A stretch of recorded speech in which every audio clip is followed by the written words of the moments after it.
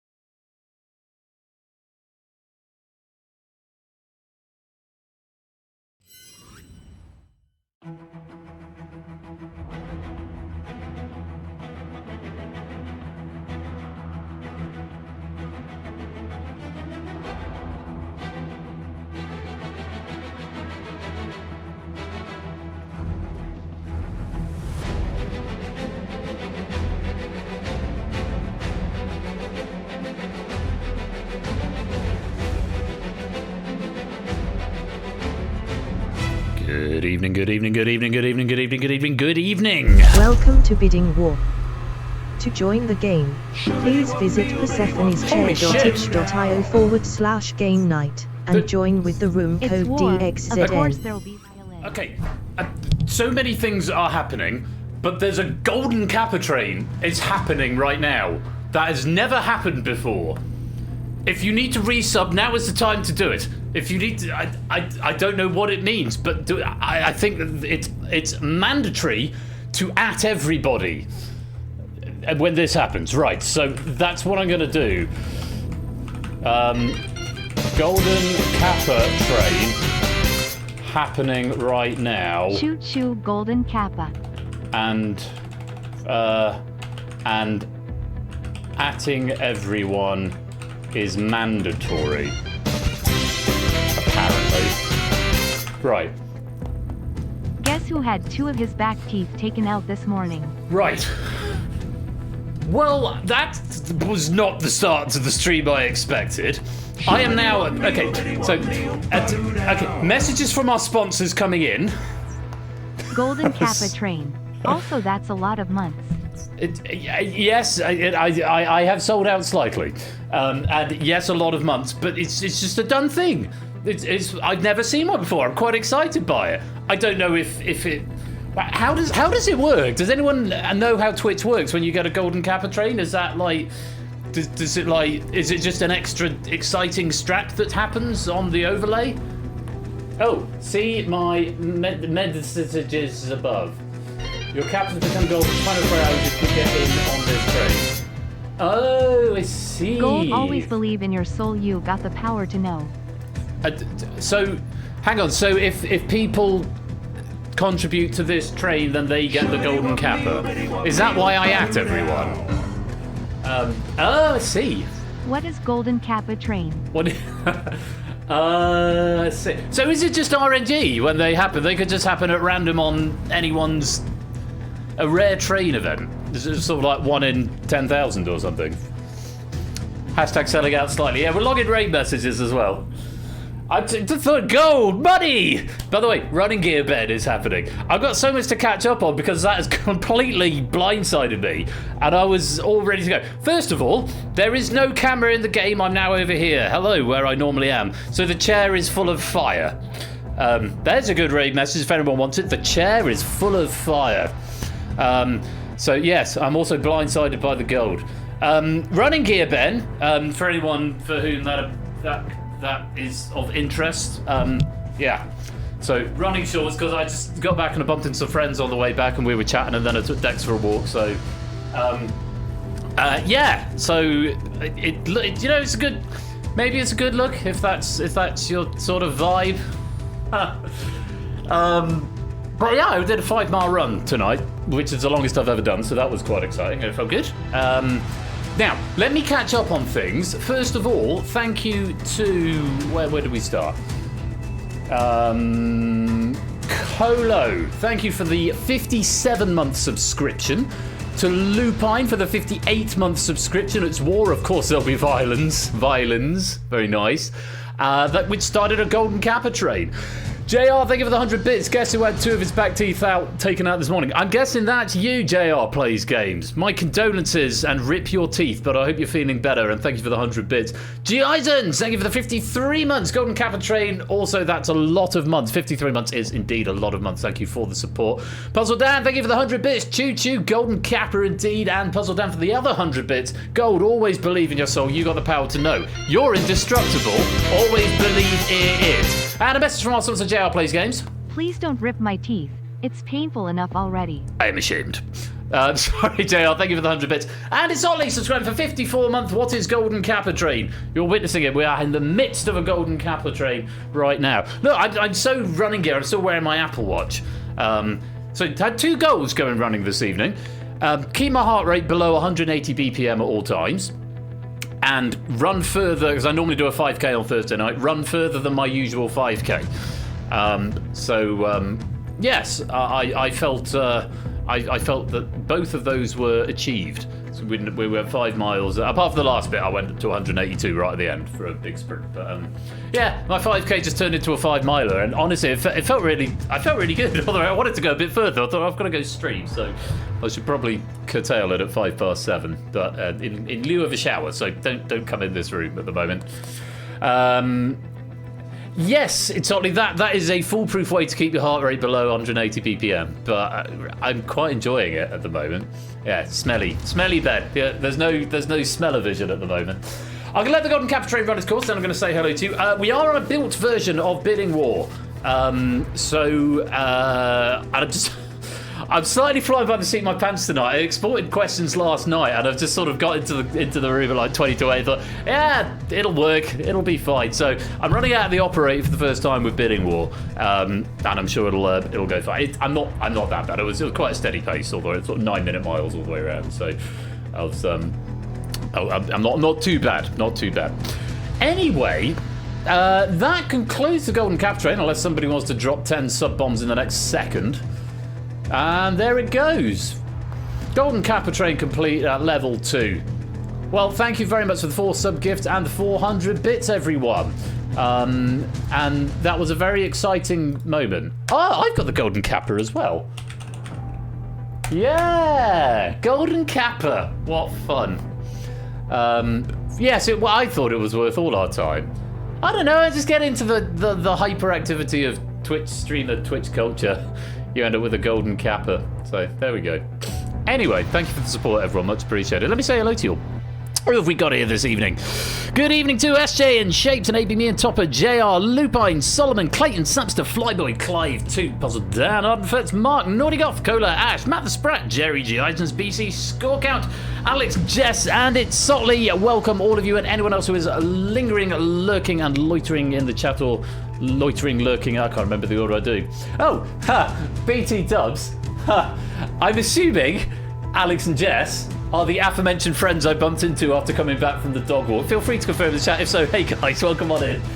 Lovely to have you here. If not, they're not actually called that. I'm not doxing you on the internet. They're called Jalix and S. Unless it's not you. That would be a mighty coincidence if that were the case. But anyway, welcome on into the game. Lovely to have you with us. Yeah, it is time for Bidding War. First of 2 headline games this evening. Bidding War now. Spotlight a bit later on with some Hacker in between. Hacker's been written by me, which is for a while. Big things. Yeah, what's the which is all going to crash now, which would be a tremendous shit. No, it's not going to do that. Anyway, raid messages coming in. If you would like to suggest a raid message for later on, you can do so right there. And if you need to play along, you can play on the universal controller right there for this game. And there is the room code. DXZN, which is on the screen. Anytime entry, but you're best off getting it at the start of this game because it's sort of elimination based. But if and when you are eliminated, you can continue playing along in the background game where there's still pennies, channel currency available, and just the fun and banter of quiz. I've given you all 10 points to start off with in this game of Bidding War. The rest of the rules you'll pick up as you go, but the long and short of it is bid on the question, depending how confident you're feeling on the category, and then answer the question. If you get it right, you win your bid. If you get it wrong, you lose your bid. If you run out of points, you're out of the game. Simple as that. We'll play across a handful of rounds, 4 rounds.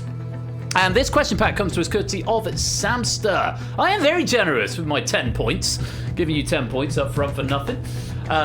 So yeah, courtesy of Samster, thank you very much. I have to say, Cola, who has proved this one, was incredibly effusive about this pack. He said it's a very, very well written pack, and I'm quoting there. So I'm expecting good things. I haven't actually looked at it myself. Because I'm a consummate professional. So yeah, if you're confident, bid high, but bid wise, and there's a couple more nuances that come in the later rounds. But basically, you want to keep your points. Play it then, Ben. I think we'll do that. Just before we do something, I'm just going to filter out some of these raid messages. Selling out slightly. No, I don't think that's going to. What is Golden Kappa Train? Hot seat. A true hot seat. Chair is full of fire. That's what I recommended, so G. Eisens gets a tick for that. Infernal chair. I like that as a variation. Don't enter Ben's room. Yeah, it does smell. I've got a golden Kappa. Kappa, Kappa, Kappa, the Twitch fraternity. Right, well, I've highlighted 2 of those. Do better. Better raid message game required this evening.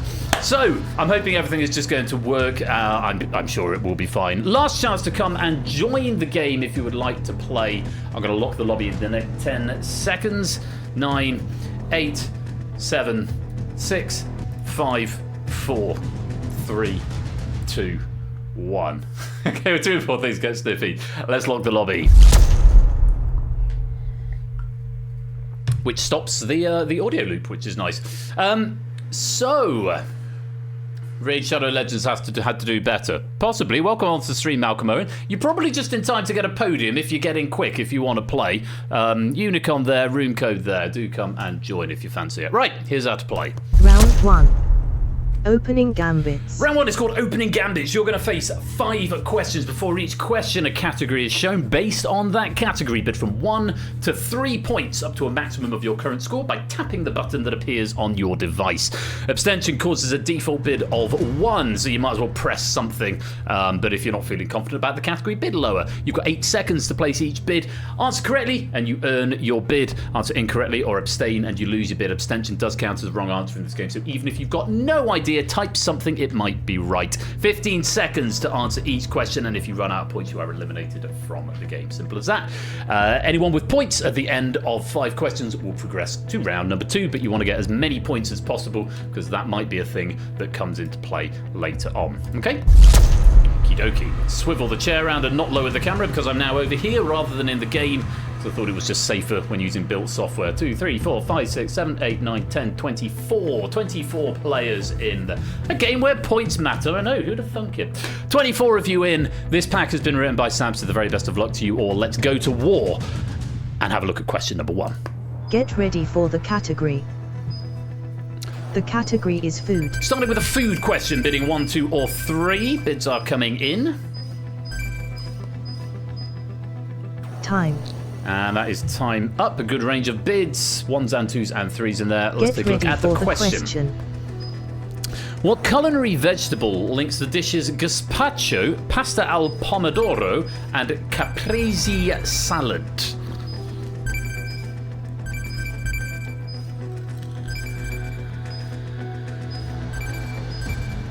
Time.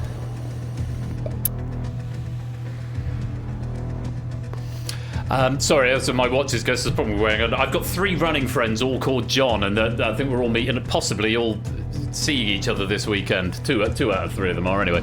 The answer is tomato. Gazpacho is basically cold tomato soup. Pomodoro means tomato in Italian. A couple of potatoes in there. There's a spaghetti, a chickpeas, a spaghetti, and no answer from Alex and Jess. You've got to type your answers, Alex and Jess, on your devices, whether you're on phone or whether you're on computer. Tomato is what we wanted. Very well done if you got that right and won your bid. Bad luck if you got it wrong. We're going to lose your points. Okay, on to the next question. Another category coming in. Get your bids ready. 1, 2, or 3. Let's take a look. Get ready for the category. Device refresh, that may help. The category is concert tours. Concert tours. There we go. We've got a bid in. Well done, guys. Time. Okay, a question on concert tours coming up. Let's take a look at this. Get ready for the question. The upcoming Live 25 tour will be which British band's first concert tour since their Dig Out Your Soul tour came to an abrupt end over 15 years ago?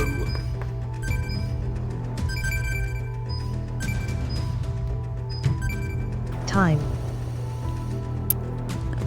Oasis is the answer. A couple of wrong answers there. Rolling Stones, I don't know, and a couple of abstentions there. You're going to lose your bid, I'm afraid. Everyone else, very well played. You are going to win your bid. Let's add on those points and take those points off. And go on to question number 3. Here's a category. Get ready for the category. My if in doubt answer. It's probably not a bad one to go for. Fashion. But fashion, 1, 2, or 3.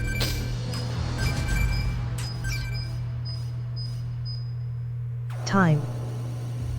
As time up, here is the question on Get fashion. ready for the question. What type of hat is worn by George Banks in Mary Poppins, Alex in A Clockwork Orange, and by the apple-faced man in a René Magritte painting?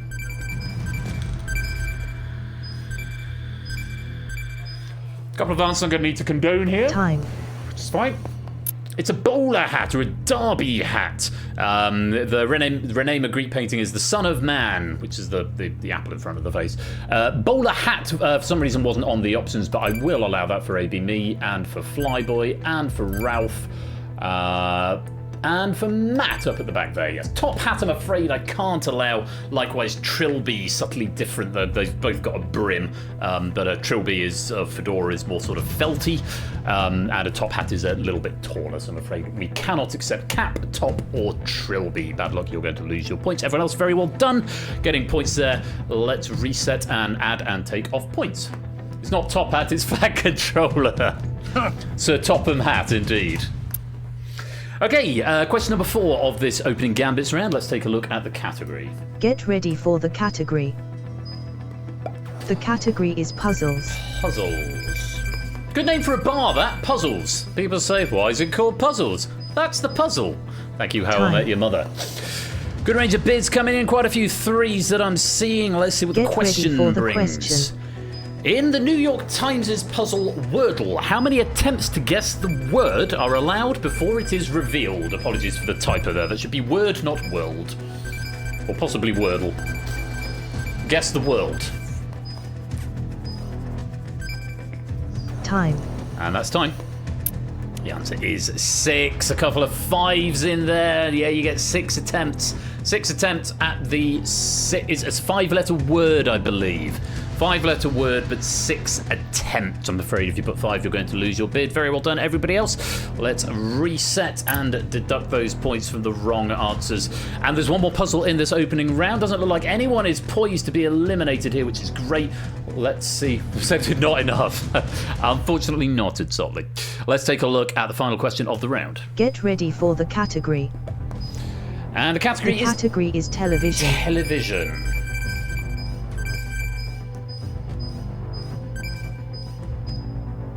Time. Okay. Well, let's see Get what you ready make for of the this. question. Into Infinity, a continuation of the earlier installment USS Callister, is the first sequel episode in the history of which anthology TV series created by Charlie Brooker? Time. It's, of course, Black Mirror. I implore you, no spoilers. I've only seen the first 3 episodes of the latest series, and I haven't seen Into Infinity yet, because that's the 6th episode of the current series. I'm pacing myself. I used to binge watch it. The last thing I binge watched was Adolescence. But that sort of is begging to be binge watched. Black Mirror, I've been pacing myself. I've watched 3 episodes in about 5 weeks, so feeling very, very good about that. Good self-restraint. Wrong answers: Star Trek, Stargate, Weekly White, Doctor Who, and no idea. All of those are incorrect, but Black Mirror was the answer we wanted. Very well played. That is the end of the question and the end of the round. End of round 1. Rip Bandersnatch. Has that been removed from Netflix? Really? That seems an odd move. I quite enjoyed Bandersnatch, but I only played through it the once. Right, it is the end of the round, so I'm going to do a little check-in with the scores. I don't debug them anyway. That might be something I could do. They put out some reason. Oh. Very odd.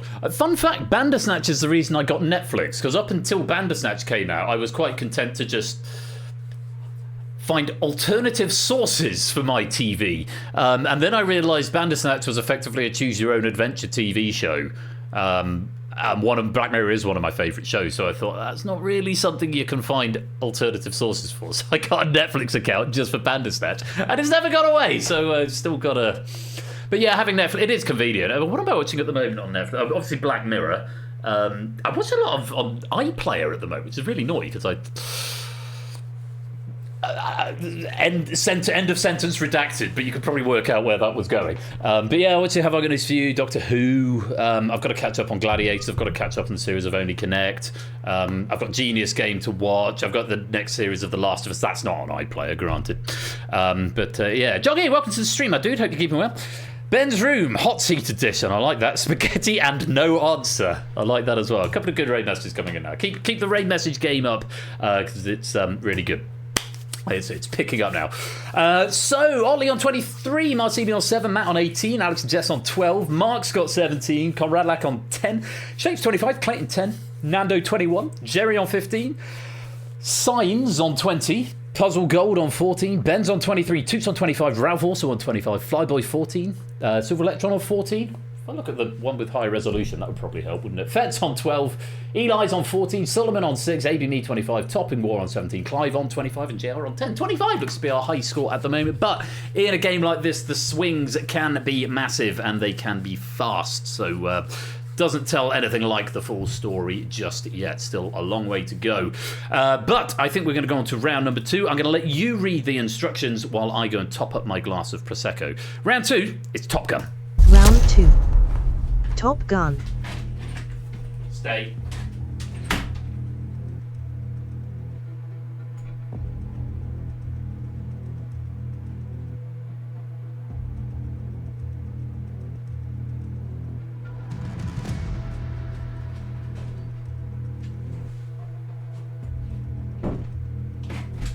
Oh crap. Little spillage. This is why I like having the bar room next door. I just go, that's where the Prosecco lives, and go top up. It's very tempting to bring the fridge in here, and then I don't even need to leave my office to go and do it top. No, it's fine. Right, Top Gun. You're going to face 10 questions this round. Gameplay is identical to round 1, except the maximum bid will increase by 1 with each question starting at 5. Okay. Now, here's the catch for this round. Rather than just surviving to the end, you need to obtain passage in this round. The way you obtain passage is by being the fastest correct answerer with the highest bid. Okay, so the fastest high bidder to answer correctly is granted passage to round 3. If the fastest high bidder has already been granted passage will be granted to the next fastest high bidder, but higher bids take priority over speed when ordering. What this means is that you can be the fastest answerer in the world with a very low bid. You're going to be secondary to someone with a very slow answer but a high bid. So effectively, in order to maximize your chances to get through, you need to bid high. But of course, bidding high runs the risk of losing points. So you've got that thing. That's why the points are so important. So the more points you've got, the more you've got to play with, the more opportunities you've got to bid high and run the risk of getting it wrong.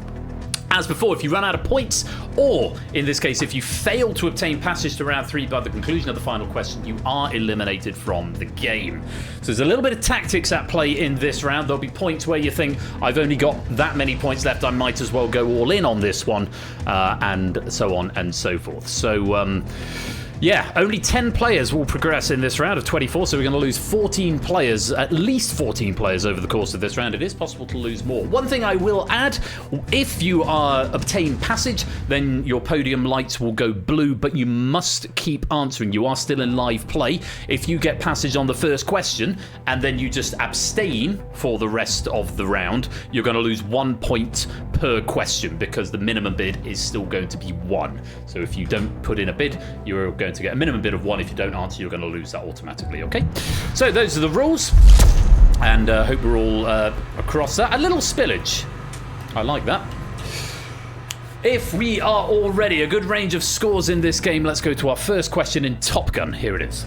Get ready for the category. And the category is, The category is magazines.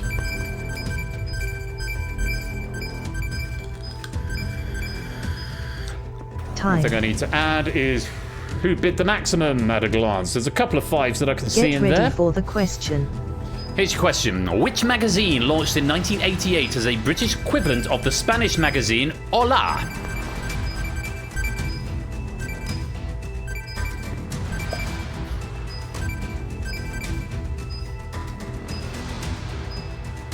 Time.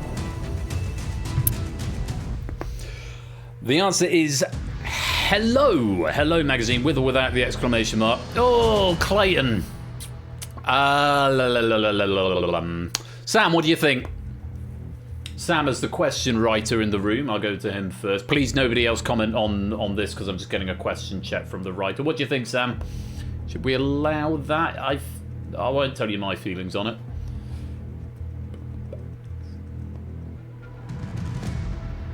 Or cola as the proofer. Sam, I think he loves it. Sam, yeah, that was my inclination. Go on, Clayton, you can have that one. See, Clive with the Galaxy Braid psychic reading. Pass and grazie, we cannot accept. But yeah, I think that's, we're still early enough in the game that I think we can be a bit gracious there.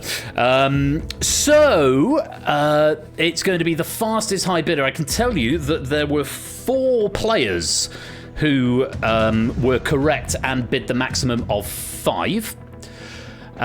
Is there anyone who is being eliminated? Let's find out.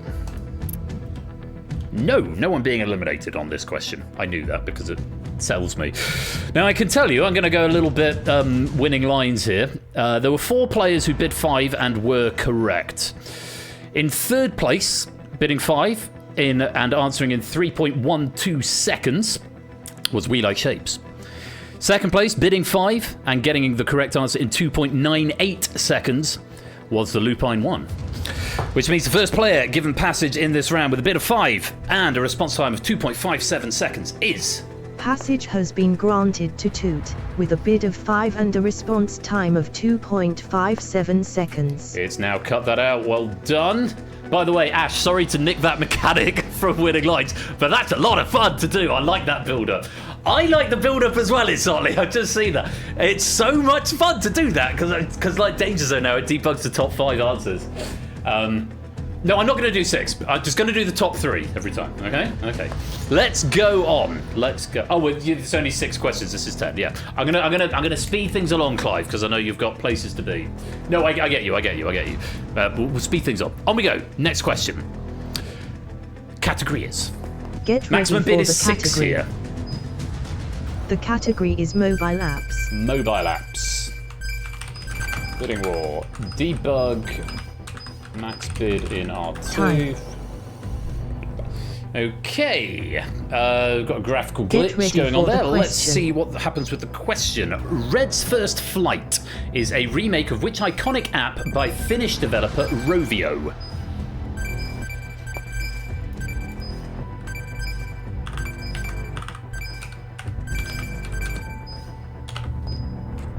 Time. And that's time.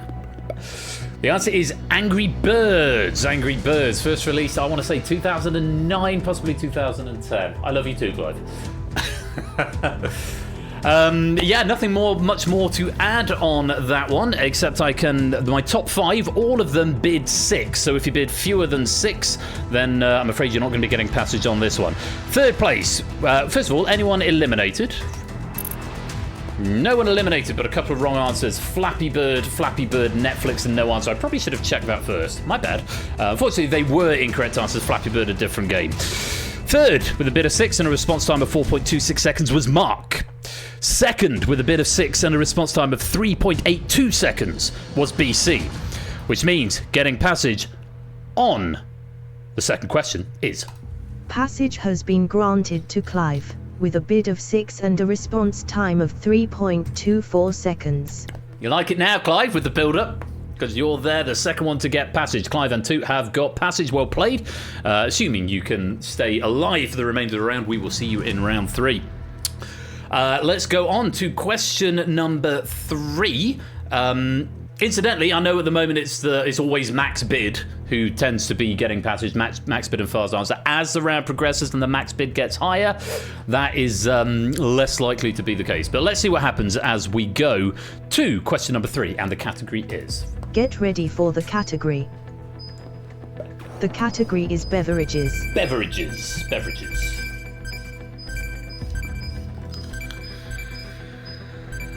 Time. Okay, maximum bid is 7 here.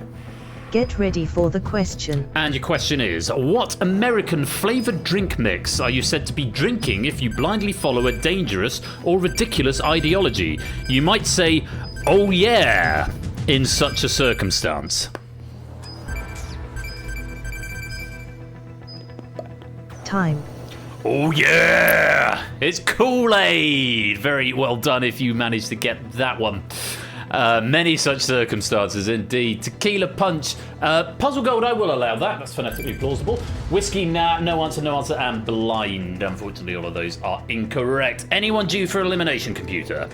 Julia, you have been eliminated. JR, I'm afraid your war is over. Thank you very much for playing. And it did say that in my log, so that shouldn't have caught me off guard. My bad. So... again, the top 5 all bid 7, so if you bid fewer than 7, you're not going to get passage on this question. Third place, answering in 4.26 seconds, was the Lupine 1. Second place, answering in 4.23 seconds, was Shapes. But with a bid of 7 and almost a full second faster, passage goes to... Passage has been granted to Fets, with a bid of 7 and a response time of 3.53 seconds. Very well played, Fets. 3.53 seconds is mighty quick, and with the maximum bid of 7, you are through to next round, assuming you can stay in positive figures with your score. Don't blame me, Jay. Yeah, I know, you rest up, mate. I know you say teeth are not fun, but feel free to play along in the background game. The first casualty of the war is JR. Let's go on to question number 4. Here's the category. Get ready for the category. The category is classic literature. Classic literature.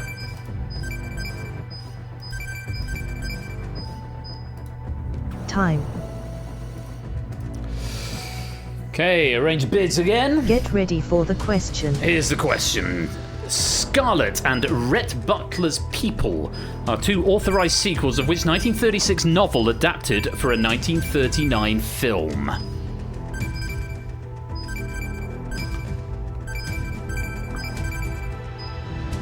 Time. Gone with the Wind is the answer. Rhett, where shall I go? What shall I do? Frankly, my dear, I don't give a damn. It's that one. Let's take a look at some wrong answers. A couple of Casablancas coming in here. Of Mice and Men Past, Grapes of Wrath, The Wizard of Oz, Scarlet Letter, Bucks Fizz, Great Gatsby. All of those, I'm afraid, are incorrect, and you are going to lose your bid. Very well done if you got Gone with the Wind. I can tell you that there are only 4 correct answers with the maximum bid of 8. Topper was 5th, the 5th highest ranking player with a bid of 4, 7.82 seconds to answer Topper. 4th, Alex Jess, with a bid of 8, a response time of 13.65 seconds. In 3rd was BC with a bid of 8 and a response time of 6.91 seconds, and it's very close here, 3.92 and 3.99 for the top 2 answers, both with a bid of 8.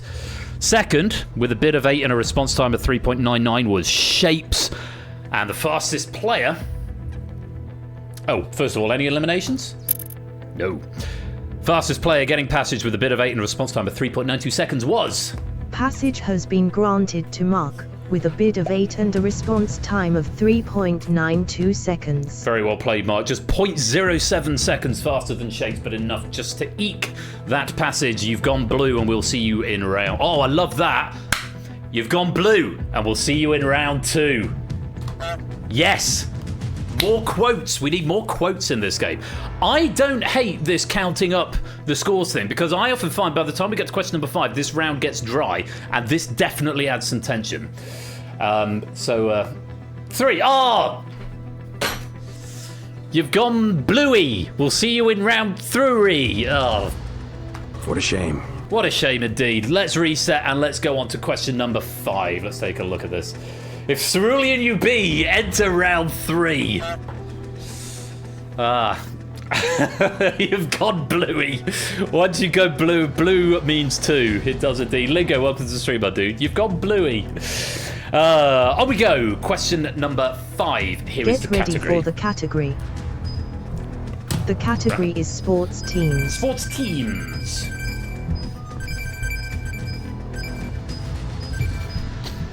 Time. And that's time. I'm seeing a couple of bids of 9, which is the maximum bid for this. Get ready for the question. Let's see what you can do with it. Which country's men's cricket team are nicknamed the Baggy Greens and the women's the Southern Stars?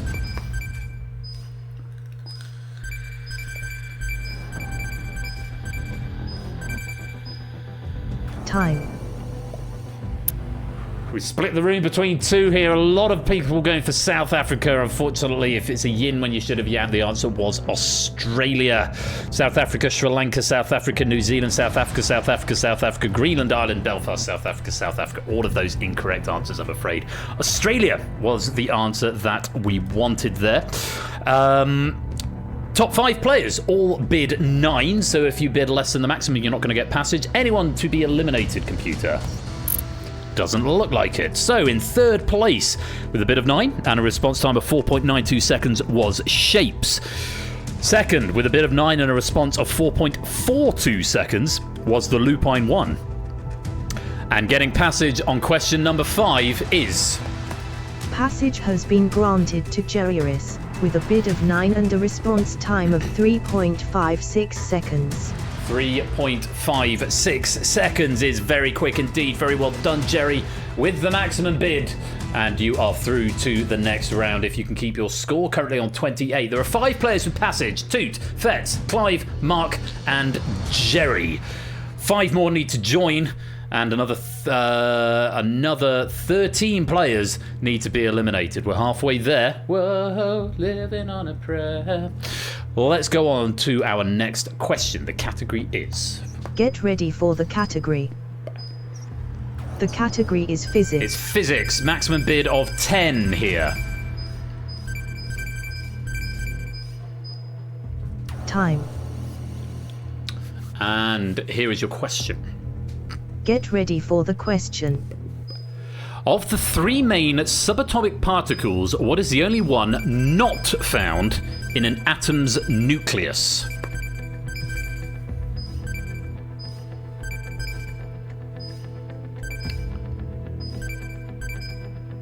Time. It is the electron. According to my notes here, protons and neutrons are both in the nucleus, hence why over 99% of an atom's mass is located there. And actually, there's the whole thing, if you scale an atom up to the size of like the Earth, then the electrons would be like outside the solar system or something. The majority of atoms are empty space. But when you get to, you know, quantum physics and subatomic particles, you know, it's a law unto itself. The laws of physics. Or quantum physics, I suppose. Indeed. Top 5 all bid 10. So if you bid less than the maximum, you're not going to get passage here. 3rd with a bid of 10 and a response of 4.3 seconds was Topper. 2nd with a bid of 10 and a response of 3.95 seconds was Lupine. Which means getting passage after question number 6 is... no one being eliminated. Passage has been granted to Ben, with a bid of 10 and a response time of 3.42 seconds. Atoms are impractical. Can't go through a car wash with one. You absolutely can't, but very well done, Ben. Maximum bid, 3.42 seconds. That's a very fast answer indeed. And again, we're seeing a lot of maximum bids getting through, but as the game progresses, the amount of points that you have to wager isn't necessarily as high, and the maximum bid goes up and up and up. So... next question, the maximum bid is going to be 11. There are 1 or 2 players with fewer than that number of points remaining. Are we going to see an all-in at that point with a hit and hope? Of course, if you can't bid the maximum, you might want to think, I'm just going to bid small, build up my bank, and then wait for the opportunity to go all in. Maybe it's on this next question. It's question number 7. Let's take a look. The category is... Get ready for the category. The category is poetry. Poetry. Maximum bid of 11. Time. And there's time. Here is the question. Get ready for the question. In the William Carlos Williams poem, This Is Just to Say, all of which fruits located in the icebox have been eaten?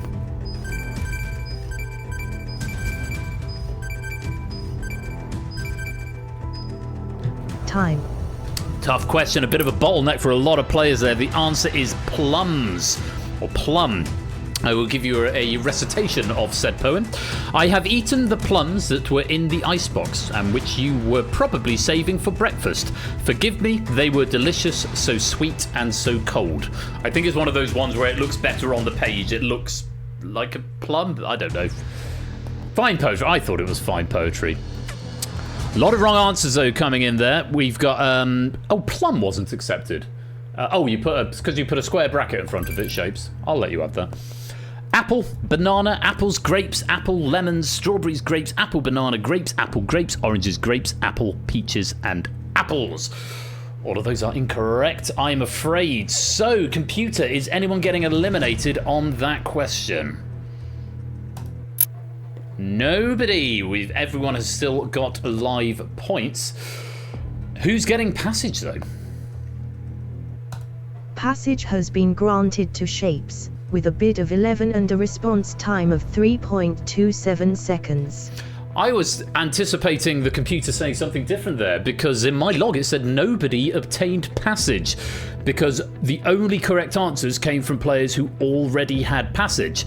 But of course Shapes was condoned after the fact, which doesn't update in my log, so I was expecting the computer to say nobody obtained passage. But as it happens, Shapes, you've gotten passage. Very well played. Let's go on to the next question. Question number 8. Maximum bid is 12. Let's see what you make of this. Get ready for the category. The category is international film. International film. Thank you, computer. Time. Okay. A couple of all-ins Get here. ready Let's for the see what question. happens. Zoe Saldana performs the song La Vaginoplastia in which Oscar-nominated film of 2024?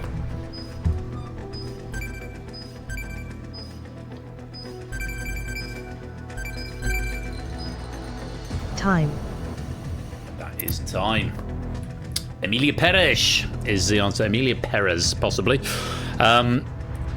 Yeah, I've not seen it, but is that the one that won all the Oscars?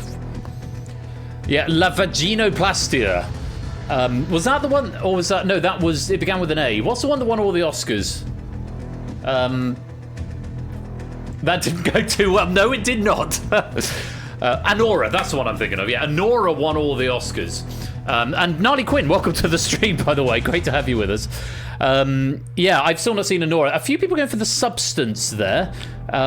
Transformers, The Substance, Hell, Dumb and Dumber, the one everyone hates, Barbie. Barbie was 2022, I think. 2023 Oscars. But Emilia Perez is what we wanted. Anyone due for elimination? I fear there is.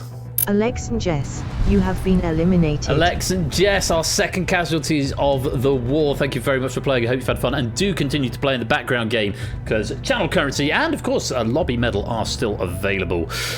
And this is very interesting, because I've only got a top 2 being debugged here. That means there are only 2 correct players who don't already have passage, and we can see them as Signs, aka Jogging, and Ralph, aka the Lupine One. But one of them bid more than the other. Computer, who's going through? Passage has been granted to Ralph, with a bid of 12 and a response time of 14.41 seconds. Slow and steady, but it wins the race. Lupine, maximum bid of 12. Does outplay Jogging, who was faster, 6.95 seconds, but only bid 6. Bad luck on that one, Jogging. If you had bid 12, you'd be into round 3 right about now. There are 2 questions remaining and 2 spots available. Mark, Clive, Shapes, Jerry, Fetz, Ben, Toot, and Ralph are through to round number 3. I think it's technically possible for Mark to lose all his points, though I think he would have to bid the max on the next question and then 9 on the question after. Everyone else looks like they're fairly safe, but there are 2 more spots available. So, are we going to get some max bids? We've got Marcini on 8, Matt on 5, Puzzle Gold on 1, Solomon on 7, but chip in a chair, as the poker players say. Let's see what you make of question number 9. The category is... Get ready for the category. The category is African countries. African countries.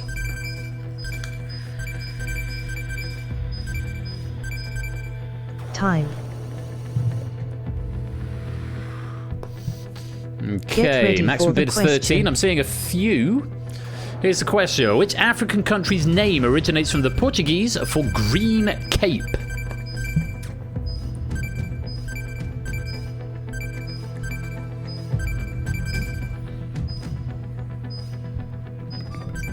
Time. Cape Verde. We also accepted Cabo Verde. Yes, Green Cape. I'll never forget the guy who owns the computer shop underneath me. We chatted, I think, during the pandemic. So do you remember the pandemic 5 years ago? We were all in lockdown. Obviously, we were in a flat with no garden at the time. And he's sort of, we're lamenting the fact we can't go outside, and I've lost all my work at the time. And he's like, we had to cancel our holiday, because he talks like that. He's a little bit of an Essex boy, except with an Essex accent. So we had to cancel our holiday to Cape Verde, but instead we've used the money to have the pool regrouted. I'm like, cheers, Rob. Cape Verde was the correct answer. We've got a top 5, and the top 5 all bid 13, which is the maximum. So I get to do my exciting countdown again. But first of all, computer, any eliminations? I fear there might be.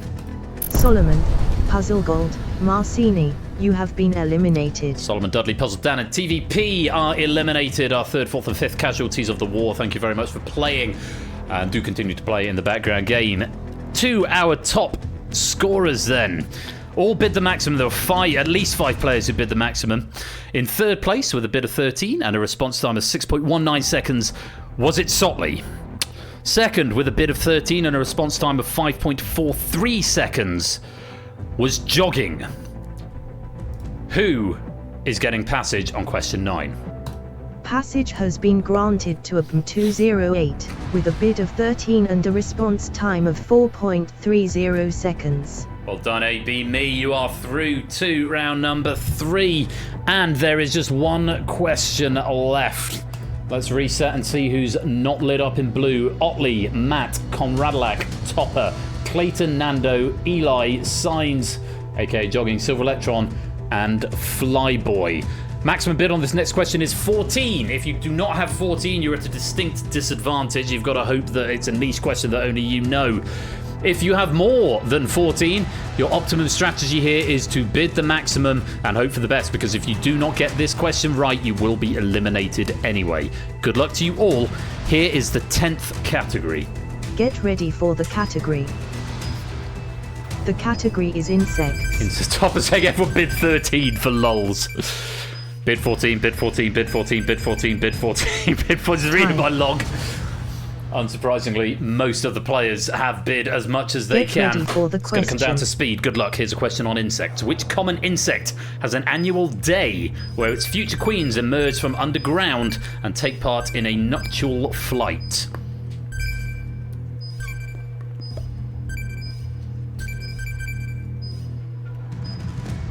Time. It's time. The correct answer. It's the flying ant. We did accept ant on its own. So if you gave me ant or flying ant, that will qualify as correct. Bees, monarch butterfly, bee, mayfly, unfortunately not. Mayfly, bee, and cicada. All of those, I'm afraid, are incorrect answer. Computer, whose war is over? Eli Henton, Conradilak, Matt, you have been eliminated. Eli, Conradalak, and Matt leave the war. Thank you very much for playing, and do continue to play in the lobby game for a lobby medal, potentially, and bonus pennies. But it comes down to this. We have only got 2 green lights that are not also blue. Topper, and signs, aka jogging. They both bid the maximum of 14, so it's going to come down to who was fastest. Just over a second between them. One of them 4.58 seconds, one of them something else. Was it faster or was it slower? Computer, who is the last player getting passage to round 3?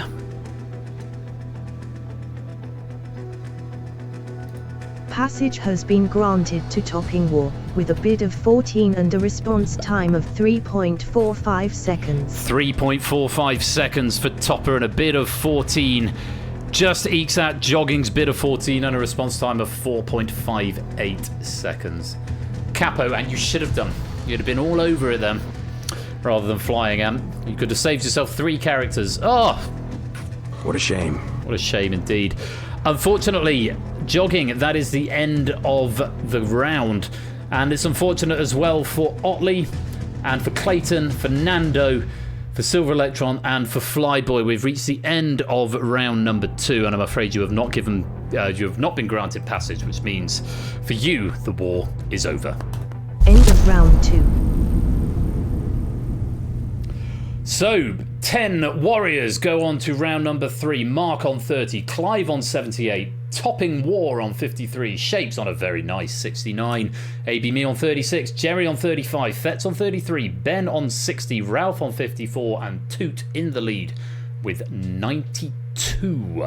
Still, as you know, this game is very swingy, and we have seen stranger things happen. I've seen a game of Bidding War where someone was in second to last place at the start of round 3, and they've gone on to win the entire war, particularly as we go to round number 3, perhaps the swingiest of all. I'll let you read the instructions while I go and top up my glass, because it's time for survival of the fittest. Round 3. Survival of the fittest. Stay. Good boy.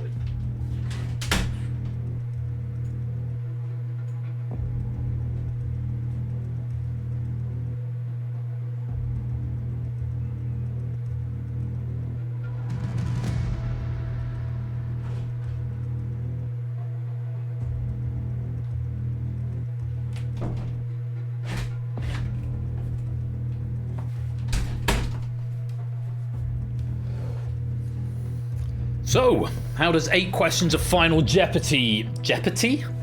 How does 8 questions of Final Jeopardy grab you? Because that is what is going to go down here. What did your liver say? If it... My liver... I had a very small hangover on Wednesday morning because I went to the pub after running club on Tuesday. But I haven't... Yeah, I'm just being cautious, but I'm just rehydrating after my run. So it's all good. Bath calls. Me when I want to go to bath. What?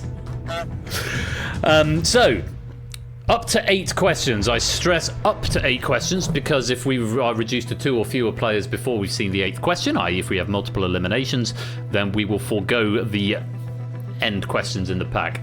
Gameplay is the same as before, but the bid range is now unlimited with a default minimum bid of 5. If you have fewer than 5 points, your bid will default to your total points.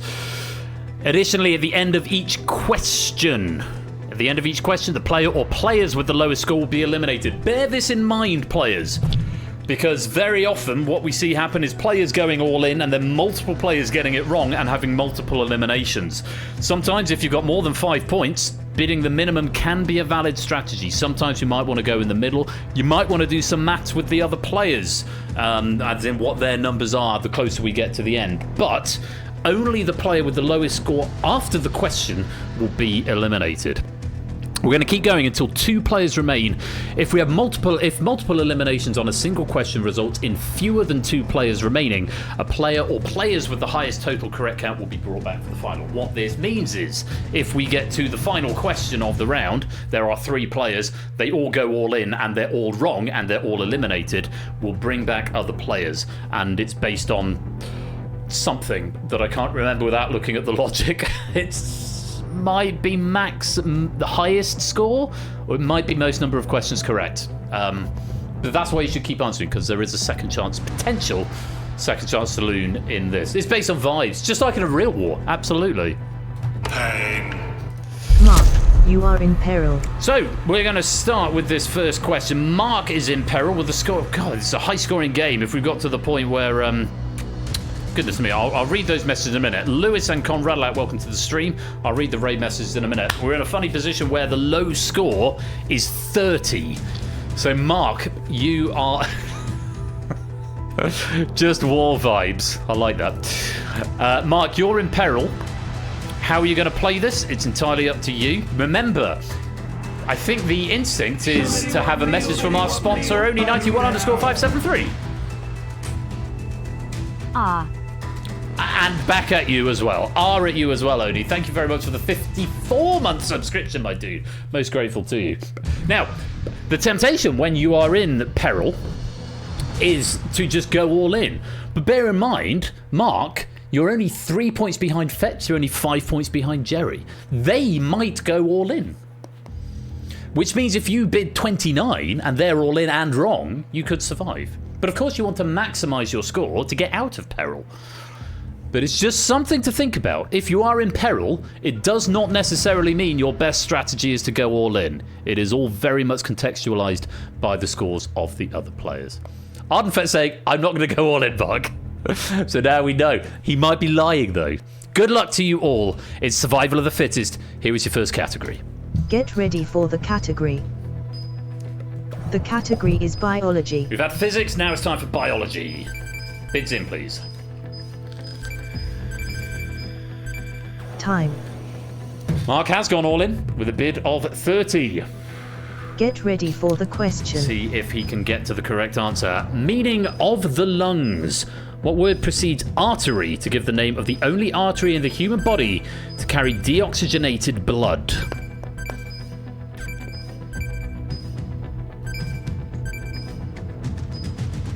Time. Pulmonary is the answer, the pulmonary artery. Likewise, the pulmonary vein is the only vein to carry oxygenated blood. And it's the arteries that are... I always used to think the veins were blue, but deoxygenated blood is the blue ones. I forget. I dropped biology like year 9 biology. Veins visit, arteries go away. I like that, Lewis. Thank you for your... Oh, shit, what's it called when you... mnemonic. Thank you for your mnemonics. Something says it said mnemonic. Yeah, thank you for your mnemonics. My cue bar just says update Podia here. I can say you were all correct who are in live play. You've all gone green. So update Podia is presumably just going to update the scores, I guess. Oh no, because it's already updated because no one was wrong. So now we come to it. Mark was in peril because he had the low score, but he did go all in. He did get it right. He is no longer the low score, as you may be able to see, AB me, because I'm afraid your war is over. With a score of 47, up 208, you have been eliminated. In this game, your luck can change just that quickly. You are in peril. Mark has safely got himself out of peril. AB me has been eliminated. And Jerry, you are now in peril with a score of 50. However, I'll say the same to you. Fetz is only 3 points ahead. Mark is only 10 points ahead. All in is not necessarily the optimum strategy, but I will let you decide that based on the context of the other players and the category that is about to come up. Good luck. Take a look at the category of question number 2. Get ready for the category. The category is subscriptions. Subscriptions.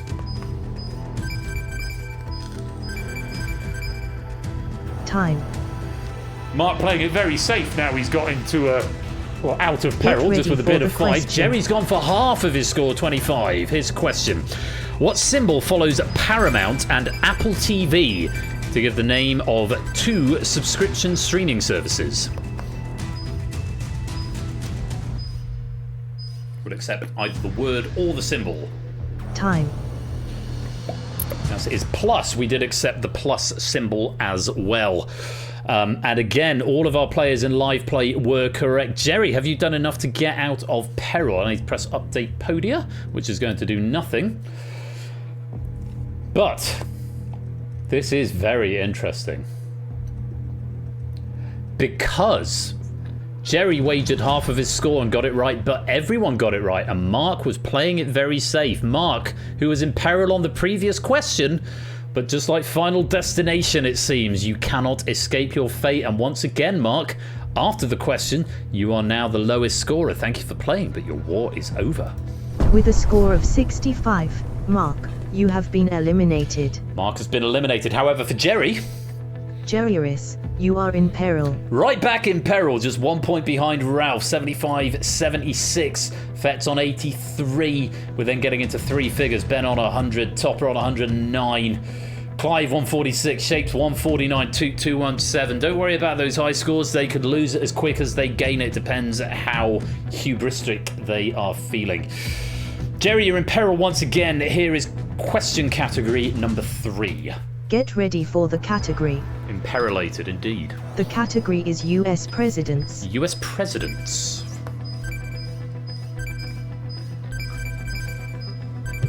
Time. Jerry's gone for 65. Fetz has Get just gone ready for the 40. question. Ralph for 55. Here's your question. Which then president claimed to have spotted a flock of wild passenger pigeons in 1907, 7 years after their last verified sighting?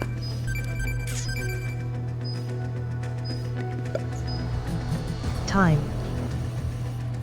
Do you know who was president in 1907? That was your in for that question. Teddy Roosevelt was the answer. We did accept Roosevelt on its own, which seems very charitable, actually, because there were two Roosevelts, as far as I... Theodore Roosevelt and the other Roosevelt.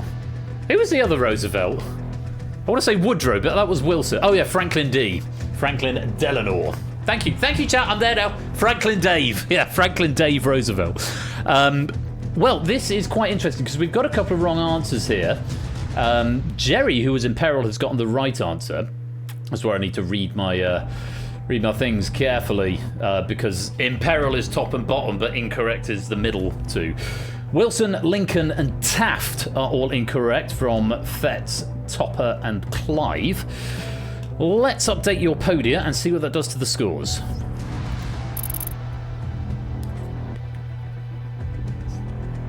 Oh, Clive! Oh, Clive! Mr. the Clive! He went all in! All 146 riding on this. That was... Very good. That was a Taft answer from Clive. Very good, Topper. Oh, that works on so many levels. Clive, what a shame. The heaviest one was because of Taft. Hey, Taft, you fuck. Well, there's your F-bomb for the night. Oh, I'm channeling Mr. Plinkett for my F-bomb. What a shame. What a shame. It does mean Clive. Oh, it's so... You're so eliminated, it's debugged it twice. That's probably a bug. Don't debug R2 eliminations in R3. And hopefully I know what that means. It's going to take a quick screenshot so I can refer back to it. Clive, my darling, thank you so much for playing, but I'm afraid your war is over. With a score of 0, Clive, you have been eliminated. Jerry was in peril, he's not anymore. Fetz, you are in peril. With a wrong answer from Fetz and Topper there, they're the two who need to worry slightly, and Fetz even more so than Topper. 15 points behind Topper. Let's get 100 bonus points. You should, you definitely. I might give you some pennies in a bit. Good to see the elimination script still get used. Do they? What elimination script? I don't know what you mean, Shapes. But do know, I'm going to give you the category of question number 4. Fetch, you're in peril. Take a look at this. Get ready for the category. The category is toys. Toys.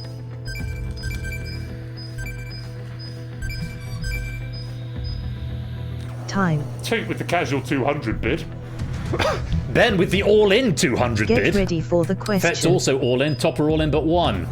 Shape's also all-in. What classic children's toy has a period of oscillation equal to the square root of 32 times its length divided by the acceleration of gravity? What a fabulous question. Secret science question. Time. Well done, Jerry and Lupine. It's the Slinky. I have no notes, Sampster. That feels like a question that might have benefited from some notes.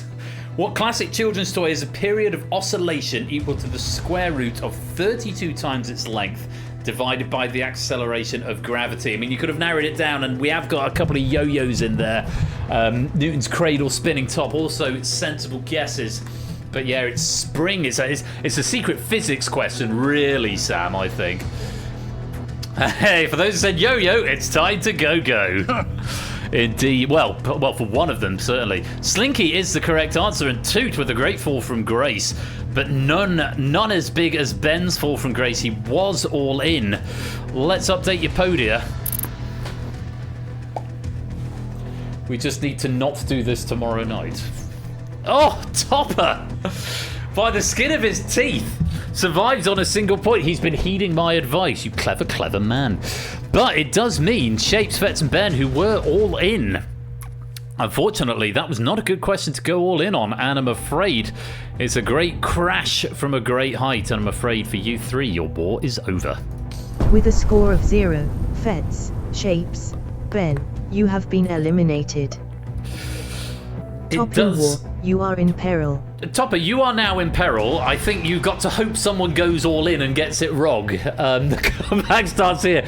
Theoretically, not impossible, but you're going to have to hope someone goes all in and gets it wrong. Twice. It does mean we're only going to get 6 questions because we've had a triple elimination there, so this round will stop after question number 6. Topper may go through, but I think it's more likely he goes out, but we will have to wait and see. Jerry on 217, Ralph 231, 2177. Let's see what category number 5 brings for you. Take a look. Get ready for the category. Use a bet one. The category is football. Oh, perfect. Ralph, we know, is a bit of a football fan and has bid 200. Jerry's bid 50. Toot's bid all but 2. Get ready for the question. 175. Here is your question. Gary Lineker said the Eagles have landed a trophy after which team won the 2025 FA Cup?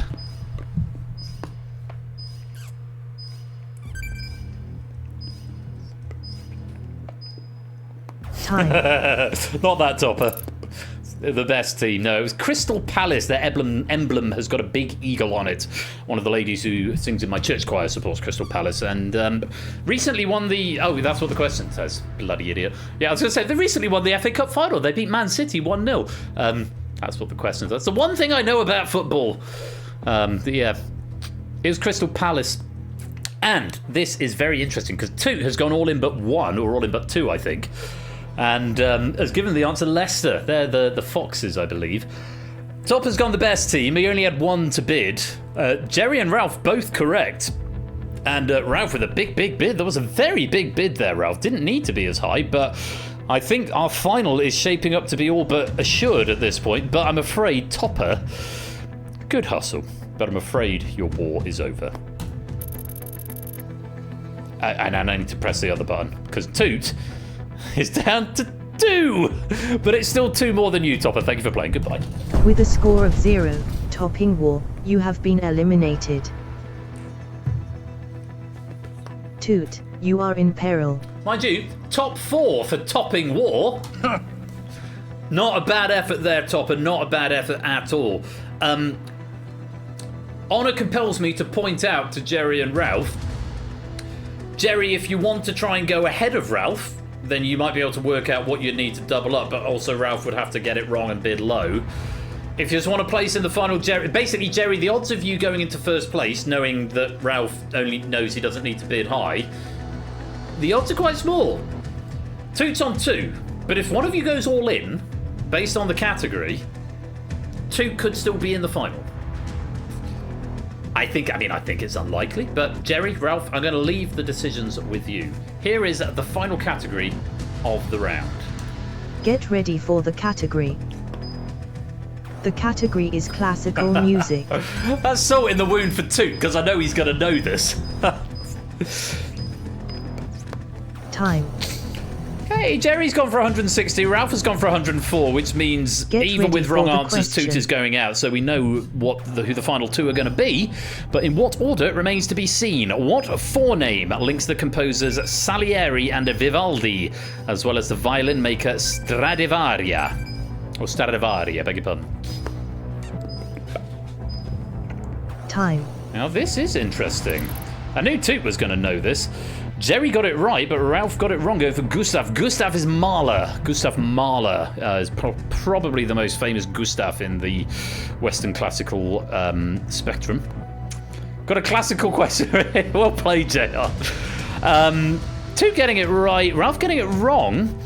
Jerry has reached Ralph, and even if Ralph had bid the minimum here, Jerry would still be ahead of Ralph, but Ralph has gone much, much bigger, hoping for some record breaker thing. It's not worked out quite as well for you, Ralph, but you only drop into 327, which is kind of pleasing. 100 points between you. It does mean Toot. Oh. Multiple commas in R3 logging. And a screenshot, just so I know what I'm talking about and can fix that later on. Toot, great hustle. You were leading all the way, but unfortunately that toys question just caught you off guard. I'm afraid with 4 points, your war is over. With a score of 4, Toot, you have been eliminated. End of round 3. Well, it has been a fascinating war, a beautiful war. But what started as 24 now leaves just 2. Jerry on 427. Ralph, rather pleasingly, 100 points behind on 327. Ralph had the lead. Jerry overtook it. Even if Ralph had bid minimum, Jerry would still be in the lead. So it's Jerry who's going to have the advantage going into the final round. I hope you're all ready to play along with the final round at home, because for one of these players, they're about to get a very, very desired gold medal. It's Jerry versus Ralph as we go to round 4. It's domination.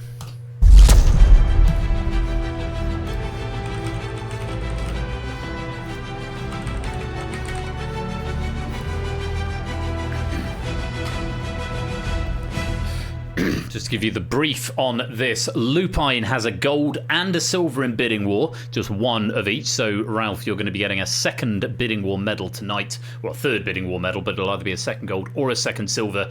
Jerry, you do not have a bidding war medal at the moment.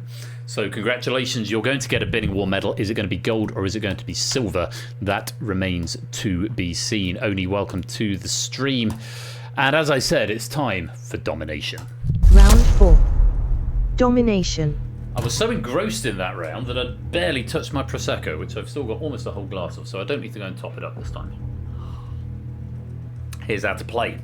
The array shows 15 lit circles. The player who is ahead at the conclusion of round 3, that's Jerry, has 8. The runner-up, that's Ralph, has 7. You will face up to 10 questions. Gameplay is the same as round 1. As JR says, it's tug-of-war quiz. The bid range is 1 to 3 with a default bid of 1 if you don't press anything. Answer correctly to swing the array in your favour. Answer incorrectly or abstain to swing the array in your opponent's favour. Both players' bids will be factored into the swing, meaning the maximum swing per question is 6. If you both bid 3 and one of you is right and one of you is wrong, that is going to be a swing of 6. First player to swing the array entirely to their colour will win the game. If no winner has emerged by the conclusion of the final question, the player with the most lit circles will be the winner. The very best of luck to you both. Jerry starting with advantage, and here is the first question category. Get ready for the category. The category Team is advantage British to Ralph characters. here is British characters. Lupine immediately on the aggressive, Jerry on the defensive. 3 versus 1. Those are the swing potentials as a result of this question. Get ready for the question. Here is the question. The Scarecrow of Scatterbrook was the first novel to feature which iconic character portrayed on TV by John Pertwee and later Mackenzie Crook?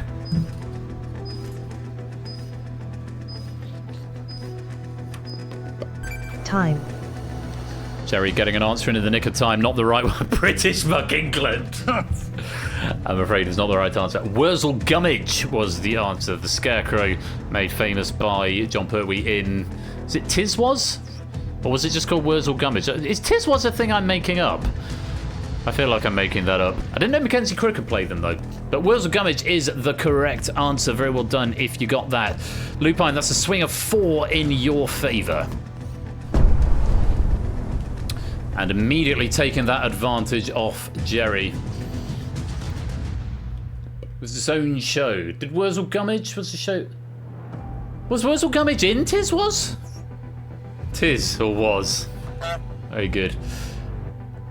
That was Chris Tarrington Gunge. Like, why did I think Wurzel Gummidge was in Tiz was? Oh, I don't know where I've got that idea from.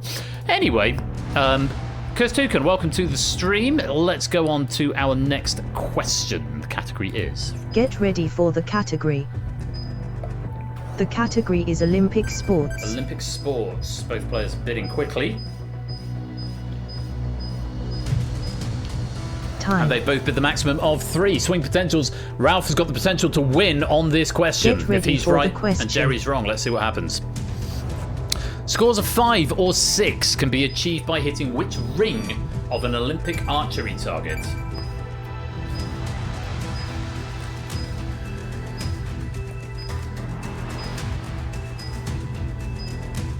Time.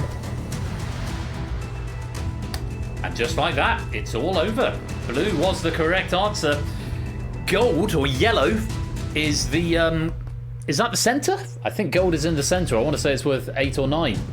But just like that, domination is over in 2 questions, and Ralph, coming from behind, manages to steal 6 points there and swing the array entirely red. Congratulations to Ralph. You have won the war. Oh, TTS, you're a bit premature. That's a bit anticlimactic. I think it's going to say it again now, because Ralph, after 2 questions in domination, you have won the war. Congratulations to Ralph. You have won the war.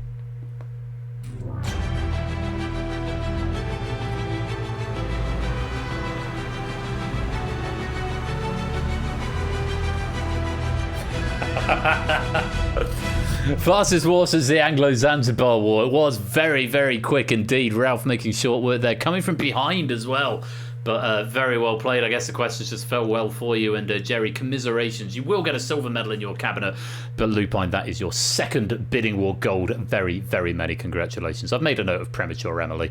Let's take a look at the final leaderboard for you all. And we can see total number of correct answers and then the maximum points that you got in the main game. As we scroll through the board, we will see who's gotten the lobby medal. Coming into the top 5, Ben with 18 correct, Shapes and Toot with 20 correct. It is Toot who is going to take that lobby medal, 20 correct, and the highest maximum of 377, just eking out Shapes there, who got a maximum of 209. But it's Jerry who's going to take the silver, and it's Ralph who takes his 2nd bidding war gold. Very, very well played indeed to all players. Can I express my thanks to Samster for a cracking question pack? And hey Sam, you've got 10 questions unused there, 8 from the last round and 2 from round 3 that you might be able to repurpose into something else. But really great questions, very well thought out. Really nice to see. There's a couple of layers in some of them, but actually, as I think Kola remarked, some of them seem hard but are actually easy after a little bit of thought given to them, or a little bit easier after giving them a little bit of thought. So really, really nice stuff. Thank you, Sam, and thank you very much to Kolo as well for going to the effort of proofing it for us.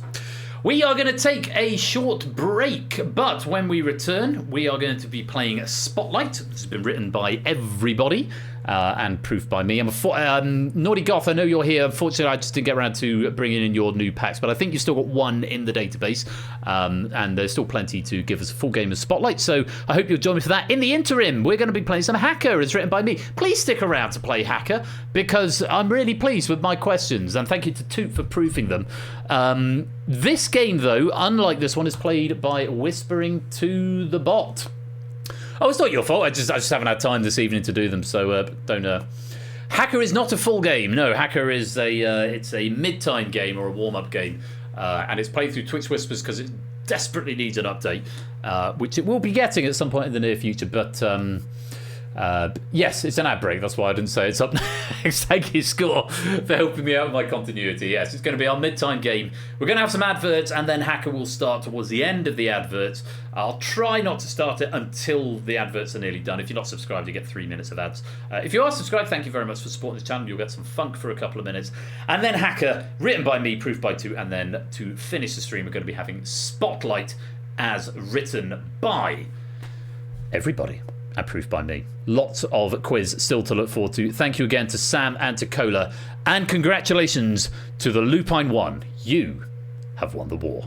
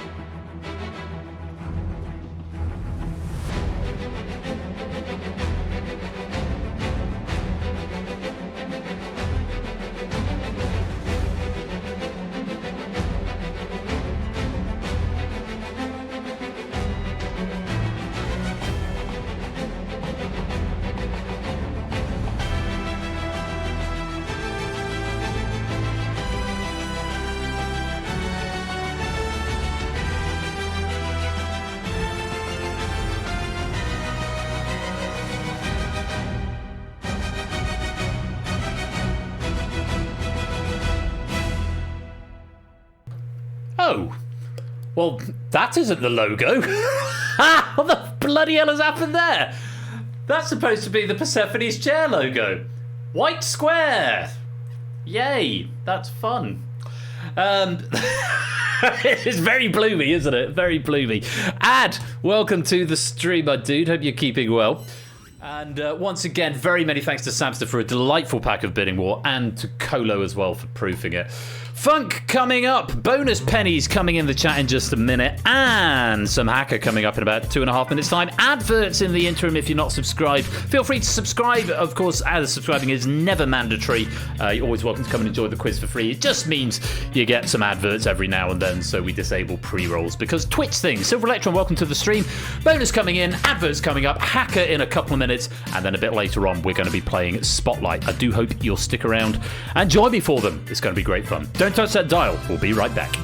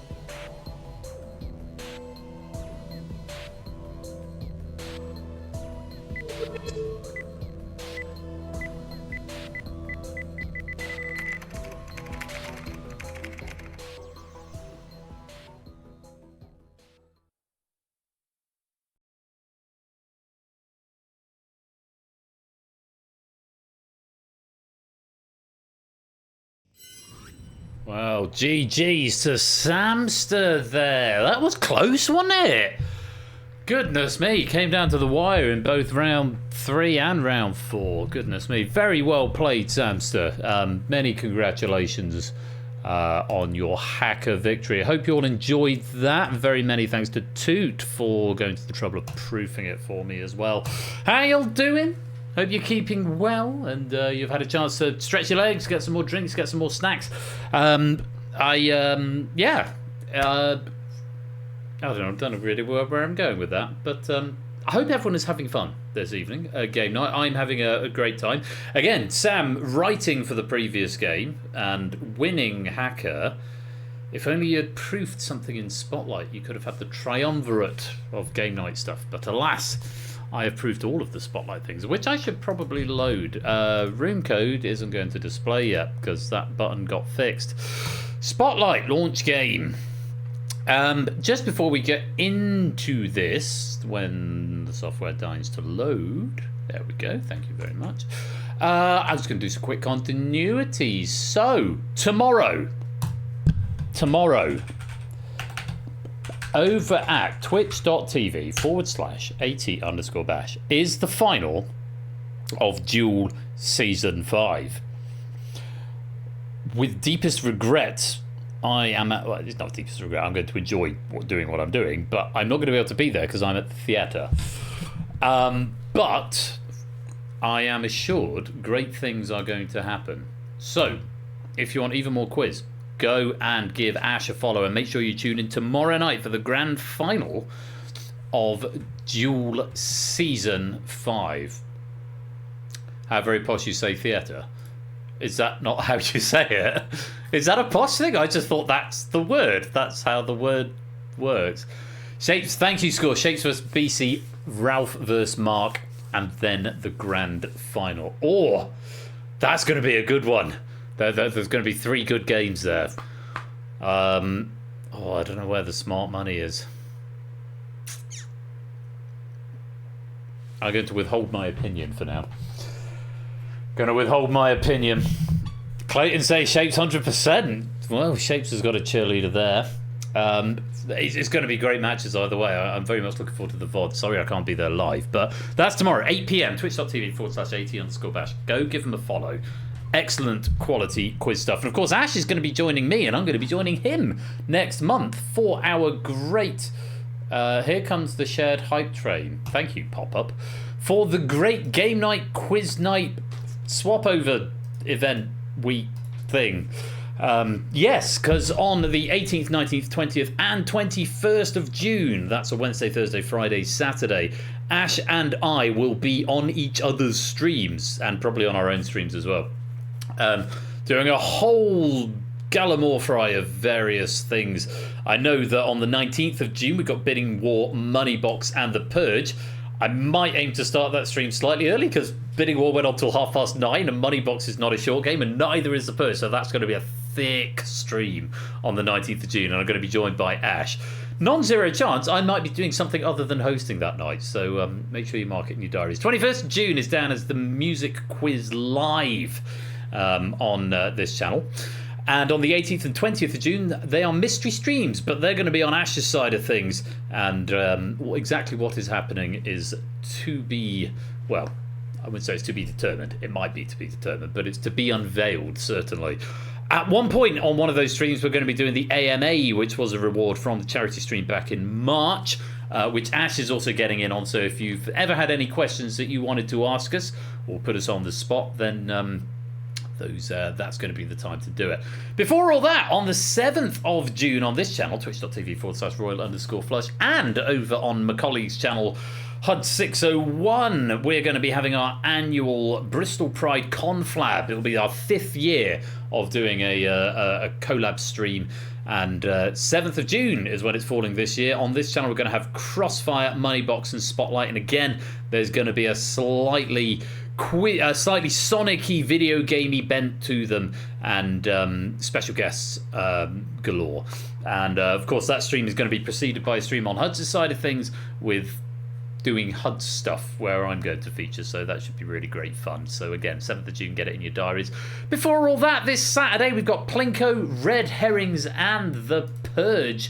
Plinko has been written by Zeus, Red Herrings by Lupine, and The Purge by Shapes. That should be a great stream this Saturday. I need to find some time to do the retrofit of The Purge. Which I'm not sure when that's going to happen because I've got parkrun and then a wedding on Saturday, and as I said, I'm at the theatre tomorrow night, so that might not happen. We might be playing The Purge not from the operator, which would be a tremendous shame. What a shame. But I'll try and magic some time from somewhere. Maybe I'll do a late one post theatre tomorrow night. I could do a late one tonight. Oh god, I've had nearly a bottle of Prosecco. Probably not tonight. We'll see.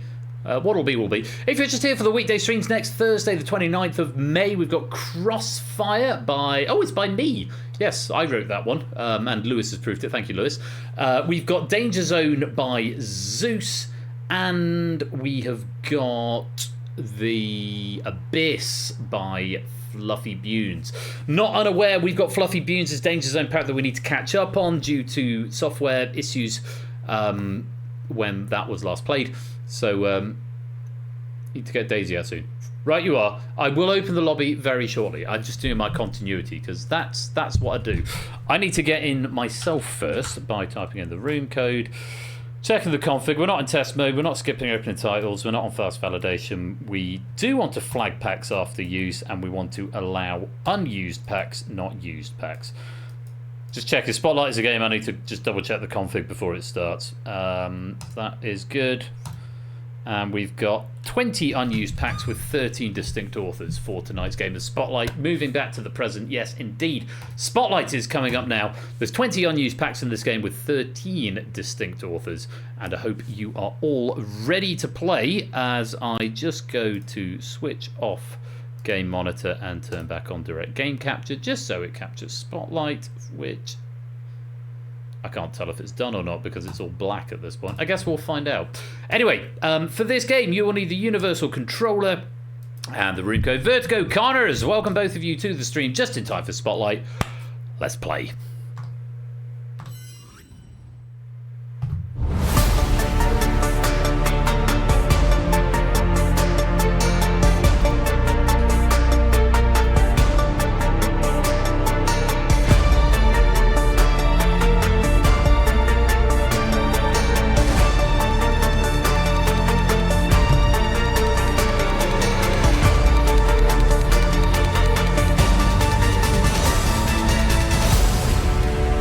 Clive is very much from America. Welcome to Spotlight.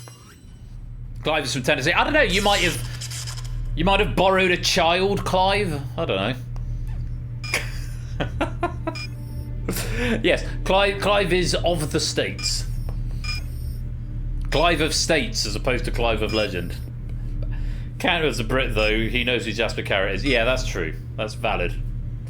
Right, while you come and join the lobby, I am going to go and turn the oven on because I haven't eaten yet tonight, which is another reason it's probably not great to have done nearly a bottle of Prosecco. I'm going to go turn the oven on and then I'll be right back and our game of Spotlight will begin. Come and join the game. You need the universal controller and you need that room code. BRB.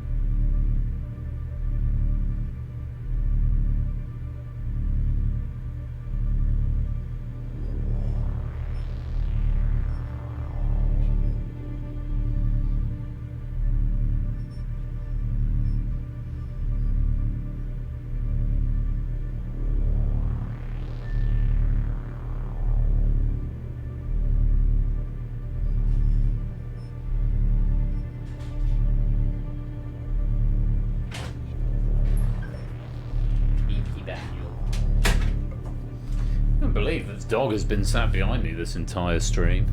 He's in his basket. It's very pleepy. Woolly back, welcome to the stream, my dude. Hope you're keeping well. Now, last couple of seconds to come and join the game. Oven is on.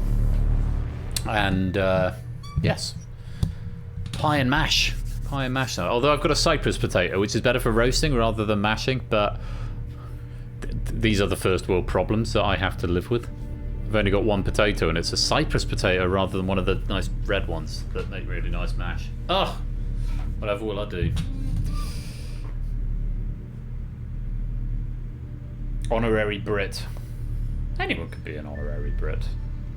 You just have to, you know, talk like this. Right, 10 seconds, and then we'll get this game underway. No problem, Woollyback. No problem at all. You join whenever is good. Say, we'll be here doing quiz, and if you can make it, great. And IRL is always going to be a thing, but you're very welcome to be here. Now, just in time for the start of Spotlight. No one's managed to get 10 out of 10 in the final yet, so let's see if we can do that tonight. I think that's long enough. Let's lock the lobby and get our game underway. First thing that we have to do, as ever, is put a player into the spotlight. Clayton, my opinion on sausage mashed potato is that it is many pogs. Love bangers of mash. I think it's brilliant. Yeah, dope, as Clayton says. Right, let's put a player in the spotlight. Haha, Mr. Cola. Welcome to the game. Cola is our first player in the spotlight. Moderator, writer, proofer extraordinaire, long-term member of the community, and lovely to have you in the spotlight, Cola. I'm just going to double check the leaderboard. I don't know if you've been in the final before of Spotlight. It doesn't look like you have. No, I beg your pardon. You have. You are 10th on the leaderboard with 4 in the final. Let's see if we can improve upon that by having a really good start run. Cola, welcome to the game. Let's have a look at your category board.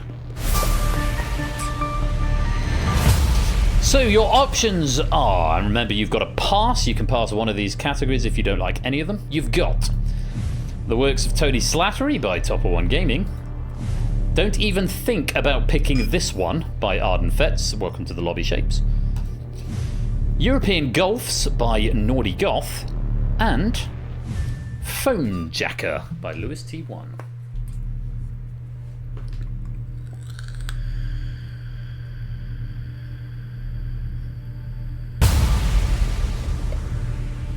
I forgot I wrote that, says Lewis.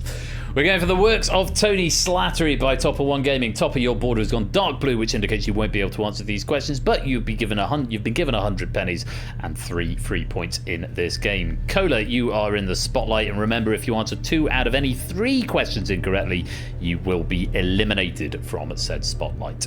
Best of luck to you. Let's take a look at our first question on the works of Tony Slattery.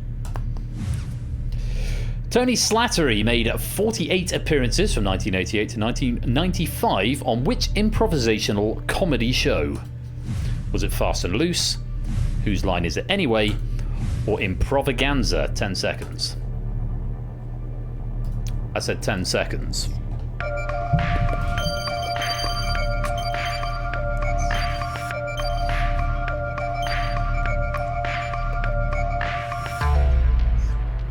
Sorry, just a little sneeze in the operator thing. I pressed the button and nothing happened. Fortunately, I've got a backup that I can press on graphics, which makes everything fine, and now it's come back to life. The correct answer: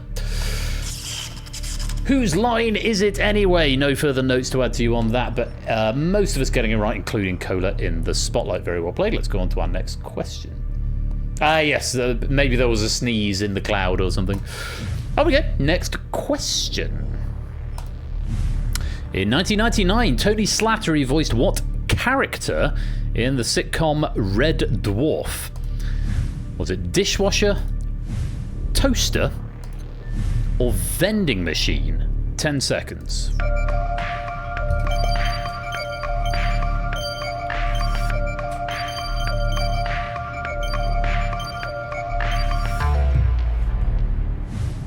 And that's time. Correct answer. vending machine is what we're after. He had a cameo appearance in the Series 8 episode Only the Good. The infamous talkie toaster was voiced by David Ross. Unfortunately, Coda, that is a wrong answer. You must get the next 2 correct in order to maintain your position in the spotlight. Let's take a look at our third question on the works of Tony Slattery by Topper One Gaming. In 2007, Tony Slattery starred as Sidney Snell in the ITV show Kingdom, which starred which friend of Slattery's? Was it Mike McShane, Richard Vranch, or Stephen Fry? 10 seconds.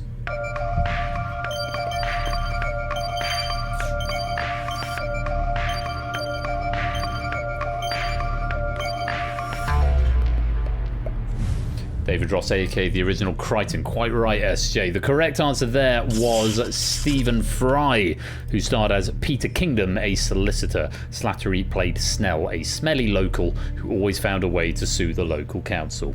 What a guy. Well played, Cola. That is a correct answer, along with numerous other players in the wings, which means you are going to get to pick the next category. Let's see what we've got. 3 we didn't pick before. Don't even think about picking this one by Fetz. European Golfs by Naughty Goth. Phone Jacker by Lewis T1. And a new category, and you've still got a swap available.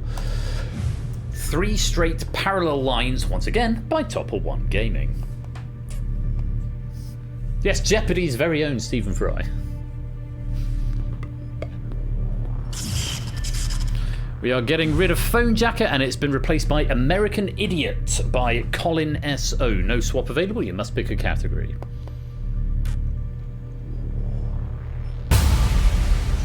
We're going for 3 Straight Parallel Lines. Topper, you might get to do some quiz at some point tonight, but this is what you get if you keep writing for Spotlight and, yeah, giving me lots and lots of excellent packs.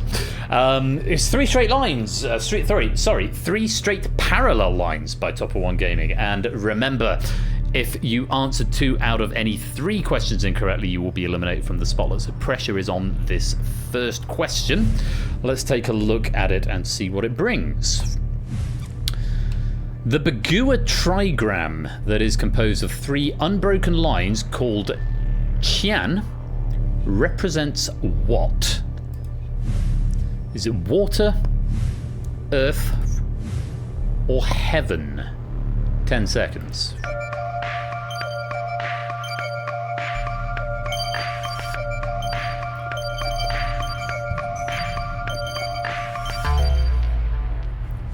Start with an easy one, Topper. So the Bagua trigram. The only rule for Spotlight is you have to have easy, medium, and hard. They don't necessarily have to be in that order. Bagua trigram that is composed of 3 unbroken lines called Qian represents what? The correct answer is heaven. Water is broken, unbroken, broken. Earth is 3 broken lines, and heaven is 3 unbroken lines. The lines represent yin and yang and originate from China, though 4 of the tribands can be found on the flag of South Korea. Heaven was the answer. Not many getting that, and I'm afraid Cola was amongst them, which means, Cola, we have to eject you from the spotlight. Thank you for playing.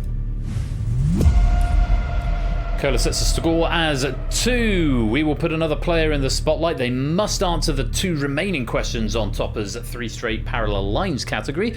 If they can survive those, then they get to pick the next category for themselves. It won't be Topper, it won't be Cola, but let's find out who's our next player into the spotlight. Basically that, Kursuka. It's Ralph, flush from his victory in Bidding War. He's looking to do the double tonight. Couldn't make it the treble with Hacker, but can Ralph do the double with Bidding War and Spotlight? Journey of 1,000 Steps starts here. Let's go back to our Topper board. And your second question on 3 Straight Parallel Lines. When writing the chemical structure of acetylene, you would place 3 lines between 2 instances of which chemical symbol?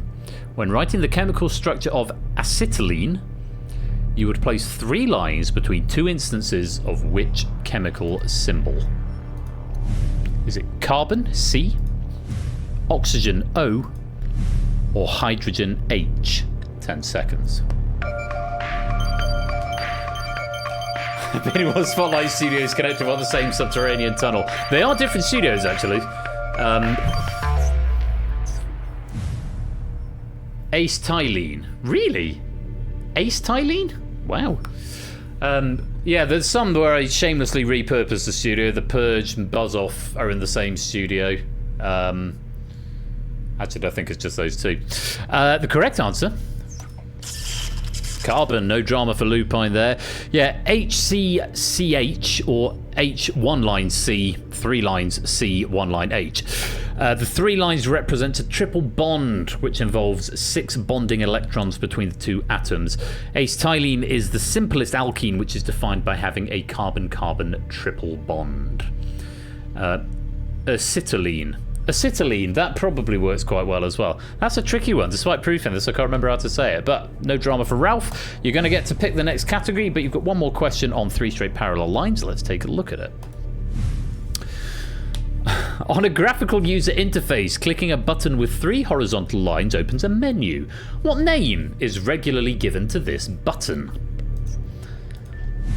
Is it a pizza button, a hamburger button, or a lasagna button? 10 seconds.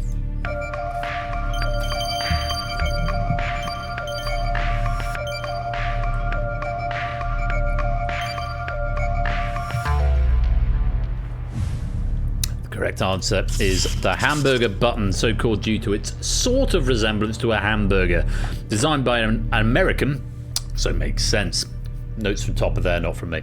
Introduced in 1981 on the Xerox Star computer. Very well played, Lupine, and everyone who got that right in the wings. You're 2 for 2. You're matching Coda. One more, and you are in the lead for a spot in the final. But we need to pick another category. Let's take a look at what we've got. Don't even think about picking this one by Fetch. European Gulfs by Nordic Goth. American Idiot by Colin S.O. And one new category, and you have a swap available if you don't like any of them. 4th category is Bad Guys by me. Where are we going? Or are we swapping?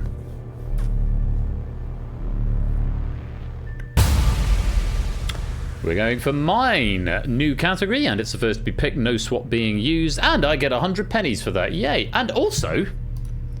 let me just check something. Oh, no, I've gone up because I had the hacker pack. This is my 103rd question pack. I thought it was going to be my 100th. Alas not. It's Bad Guys by Royal Fleiss. Remember, if you answer any 2 out of any 3 questions incorrectly, you will be eliminated from the spotlight. You got a free one at the beginning, Ralph. Take a look at this question on Bad Guys. Portrayed on screen by actual murderer Leslie Grantham, what was the nickname of the iconic EastEnders bad guy who was married to Angie Watts? Was it Dastardly Dick, Dirty Den, or Dodgy Dave? 10 seconds.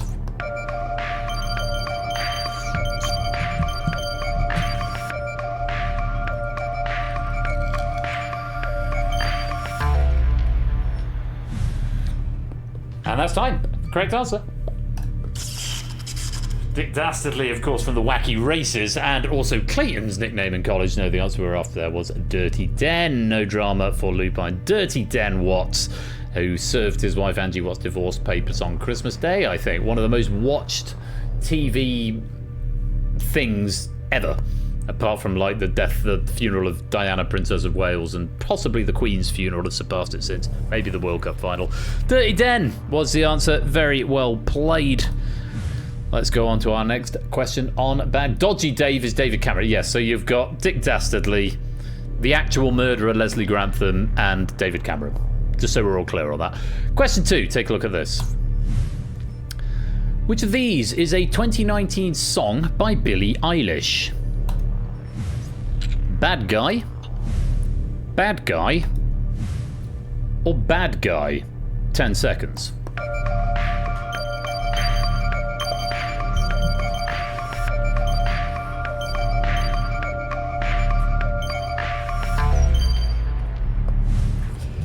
Yeah, as ever, with most of the Spotlight packs I write, there is a question that is the catalyst for writing the pack. This was the catalyst for this pack.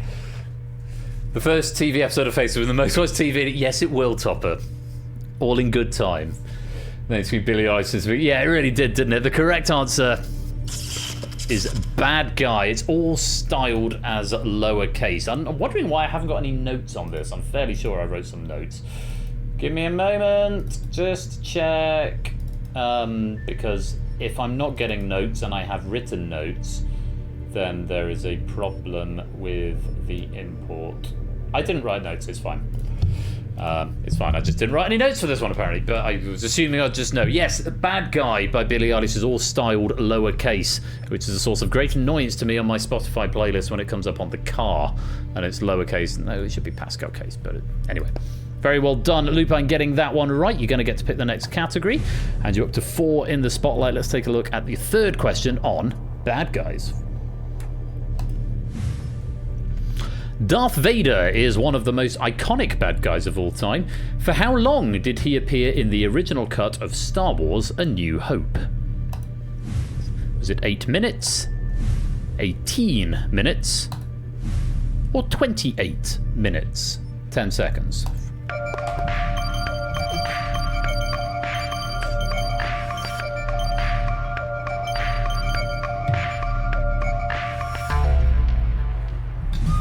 And that's time. Correct answer. Famously short, he was only there for 8 minutes. Don't underestimate the power of 8 minutes screen time. Commander. Oh, what was his name? Oh, the guy he did the chokey thing around the conference table. Yeah. Imagine Dave Prowse being the voice as well as the body. I mean, there's some footage where he's filling in the lines before James Earl Jones went in and did the voiceover, and it's because Dave Prowse being the Green Cross Code man, famously very tall, not a particularly intimidating sounding voice. It's a right answer. 8 minutes and 6 seconds to be exact. About 6% of the movie, according to the notes I have here. Very well played, Ralph. That is a clean sweep on bad guys, and you get to pick the next category. Don't even think about picking this one by Arden Fetz, European Golfs by Naughty Goth, American Idiot by Colin S.O. Swap is available if you don't like any of them, and one new category, Paperclips by Topper One Gaming.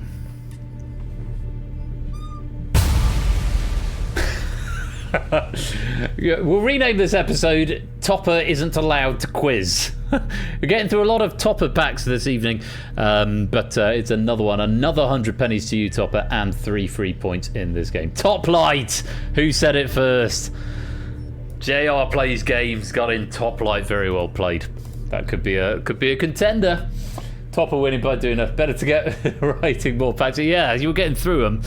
Paperclips by Topper One Gaming is a category. Remember, if you answer 2 out of any 3 questions incorrectly, you will be eliminated from the spotlight. Let's take a look at your first question. By far, the most common type of paperclip is known as what? Is it owl type, gem type, or Niagara type? 10 seconds.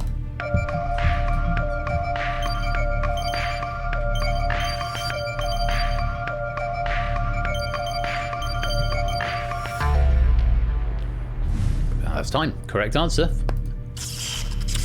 First wrong-footed move there, Lupine. Lupine going for Niagara. It's actually the gem type, named after the gem manufacturing company. The owl and Niagara types do exist, but they're hard to describe, so look it up after the stream, not during. Wait till the stream is no longer live before Googling anything.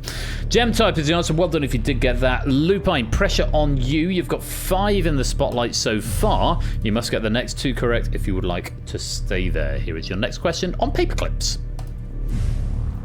The paperclip is used as a standard symbol for what function in an email client? Is it attachment, draft, or archive? 10 seconds.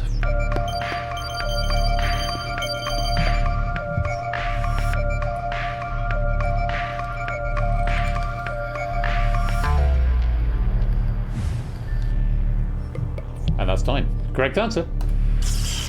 Here's attachment, no drama there for Lupine, nor indeed many other players. I think just jogging, abstaining on that one. Yeah, draft is usually a paper and pencil, and archive is usually a box. But paperclip is used for an attachment because paperclips attach, obviously. Well played. One more question on paperclips. Let's take a look. It is often believed, albeit incorrectly, that the paperclip was invented by which Norwegian inventor? Johan Vale, Thor Bjorklund, or Sigurd Vinga? 10 seconds. Thank you for not providing me with a pronunciation guide there, Topper. I think I did quite well, all things considered. The correct answer... Lupine, your time in the spotlight comes to an end. Johan Vale was the answer. Thor Bjorklund invented the cheese slicer, and Sigurd Vinga invented the automatic gearbox. Vale was likely the first to patent a paperclip, but it was for an inferior design and it was already invented beforehand, hence the urban myth being given rise to. And of course, we can always count on Top to give us Scandinavian questions, so we're grateful to him for honouring that tradition. Ralph, you've got 2 out of 3 wrong, and therefore we do have to eliminate you, but you've got a score of 6. That sets the benchmark for this game of Spotlight, but for now we do have to say goodbye. 6 is the target. Supersedes Cola's 2. Ralph now on 6. Can anyone beat it? At the moment, Ralph is looking for a spot in the final, but we've got a few more categories to go through. Let's pick another player to put them into the spotlight. Wooly Back, you are in the spotlight. Press the button on your device to confirm you are still here. Welcome. You will still need to use your device to answer questions in this game. If you've not played before, because I know you're relatively new to the community, basically you need to answer questions correctly. Any 2 out of 3 incorrect, you will be eliminated from the spotlight. You're chasing 6 points in the spotlight, which is what has been set by Topper. You'll be shown the categories. You have the option to swap. Once you've used a swap, you can't use it again. You can only swap once. Okie dokie. Let's take a look at the category board, see what we've got. Got the 3 we haven't picked yet. Don't even think about picking this one by Fetz. European Golfs by Naughty Goth. American Idiot by Colin. And one new one. Pop Bangers from 1999 by Oni91_573. Which are you going for? Swap available if you don't like any of them. We're going for European Golfs by Naughty Goth, who is not in the game, but I believe has been lingering around the stream. And there he is in the chat. Naughty Goth, enjoy your questions being played out. And remember, Woollyback, if you answer 2 out of any 3 questions incorrectly, you will be eliminated from the spotlight. Very welcome to Lurk, Naughty Goth. Lovely to have you. Thank you for the questions. You'll get 100 pennies for this, so obviously no points in the game because you're not in it, but have some pennies all the same. Let's take a look at our first question on European Golfs. Which Italian city, having established a sister city relationship in 1976 with its namesake in Florida, whose motto is City on the Gulf, is well known for its own Gulf? Is it Ancona, Naples, or Venice? 10 seconds.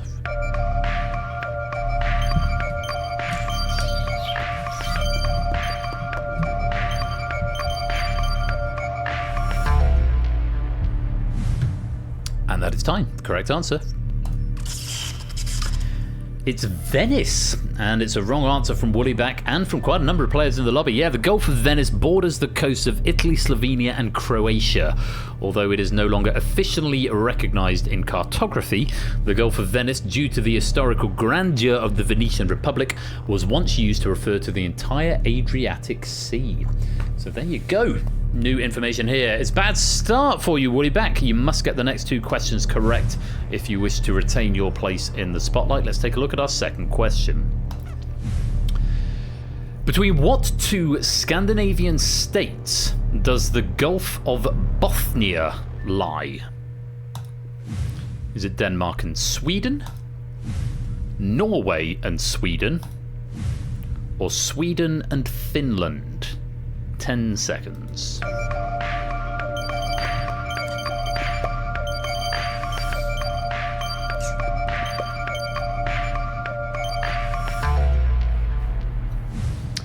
BC versus Shapes and Mark versus somebody else who I've now forgotten. Vertigo. It's going to be good either way. Between what two Fennoscandian states does the Gulf of Bothnia lie? Correct answer. Sweden and Finland. A good answer from you there, Woody Bat. The picturesque Gulf of Bothnia is the northernmost stretch of the Baltic Sea. Lies between Finland's west coast and Sweden's east coast, with the Åland Islands partially enclosing it to the south. In winter, particularly in its northern reaches, the Gulf freezes over, forming ice often more than 2 feet thick, allowing people to walk across its surface.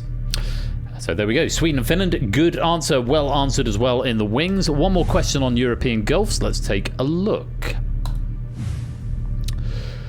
Which of these European Gulfs does not politically belong to France? Gulf of Morbihan, Gulf of San Malo, Gulf of Varna does not politically belong to France. 10 seconds.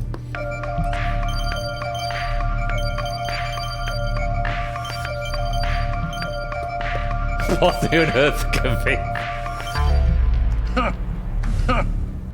Very good, Topper. The correct answer. Well done, Woody Bat. The Gulf of Varna is the right answer. Yeah, the Gulf of Varna is a small gulf on the Bulgarian Black Sea coast, located near the city of Varna. Does not politically belong to France. The Gulf of Morbihan is a natural harbour located in southern Brittany, partially enclosed by the Royce Peninsula with a narrow opening to the Atlantic Ocean. And the Gulf of San Malo is a section of the southwestern English Channel, again located between Brittany, Normandy and the Channel Islands. The Gulf of Varna a little bit further out towards Bulgaria. And the Black Sea, very well played. You survive in the spotlight with 2 questions correct. And that means you get to pick the next category. You've got Don't Even Think About Picking This One by Fitz, American Idiot by Colin, Pop Bangers from 1999 by Oni91_573. You have got a swap available if you would like, and one more category, which is It's Never Atari by Matt the Sprat. Where would you like to go, or would you like to swap?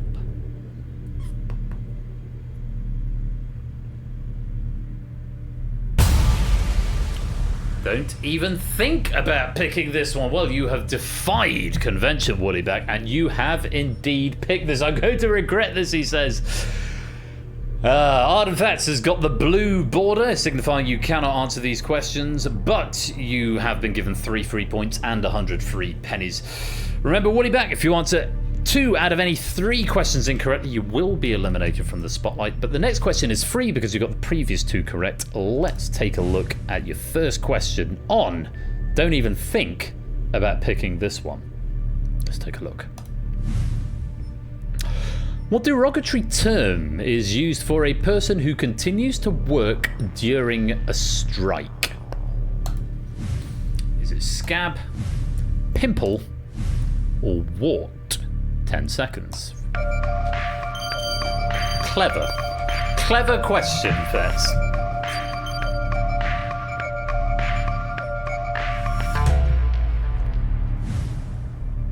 And that's time. Correct answer. Scab. No dramas there. Just from jogging, who I think abstained on that one. Scab is the correct answer. Yes, someone who continues to work whilst on strike is referred to derogatorily as a scab. Very well played. Let's go on to the next one on Don't Even Think About Picking This One. Options, no, question first in this game. And thank you, Fetz, for using this word. Which eponymous instrument should you practice before attempting Arthur Smith's 1954 song? Get permission as well. Deliverance filmed the song without it. Options: banjo, a guitar, or a fiddle. 10 seconds.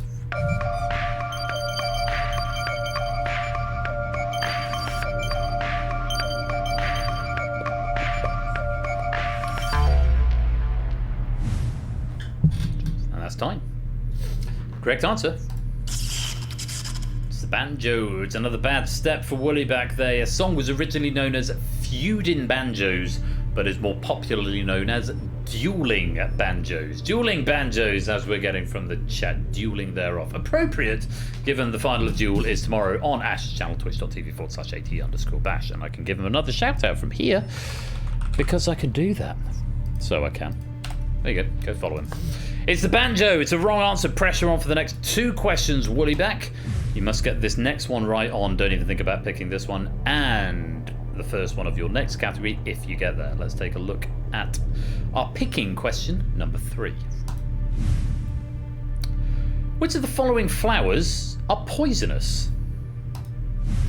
Bee orchid, snapdragon, foxglove. 10 seconds.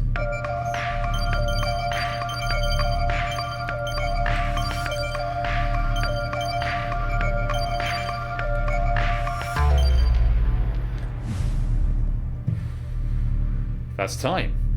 The correct answer. It's the foxglove. You've survived the question, Woollyback. Well played. Note here from Ardenfetz in researching this, not only foxglove, but tiger lily, goat's beard, elephant ear, and many other innocuous sounding flowers were problematic. Seriously, don't eat random flowers, kids. I mean, yeah.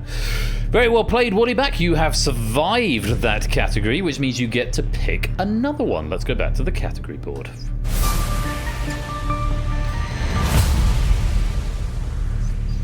Are they both here? I'm so glad they're both here for this one. No pressure, Woollyback. You can pick whichever category you like, and you've still got a swap available if you don't like any of them. But we've got American Idiot by Colin, Pop Bangers from 1999 by Oni, It's Never Atari by Matt the Sprat, and one new category, and I'm so glad they're both in the game. It's Otley, the town in Yorkshire, by the Lupine One. I mean, Otley and Lupine are both. Otley had no knowledge of this, by the way. I've not told him Lupine. So Ralph has written this pack called It's Otley, the town in Yorkshire, because of course Lupine heralds from that neck of the woods, and Otley there in the bottom left hand corner. Don't be swayed by me, pick whichever category you like, Woollyback. It's entirely up to you, or swap if you don't like any of them. For Yorkshire! We are swapping Pop Bangers from 1999. It's been replaced by Russian Mountains by Clive of Legend, which Clive always enthusiastically encourages nobody to pick. No swaps available. You must pick a category now. What do we go for? Now's the time to clear that one for Jill. We go for the Atari question by Matt the Sprat, who's up there in the top left-hand corner. Matt, you won't be able to answer these questions, but you'll get 3 points in the game, and 100 pennies have been credited to your penny bank. And we're going to have 3 questions on It's Never Atari. So, pressure on this one, Woollyback. You must get this one right if you want to stay in the spotlight. You've only got 4 spotlight points. Let's see what the first question brings. What was the name of the first commercially released video arcade game? Was it Pong, Computer Space, or Pac-Man? 10 seconds.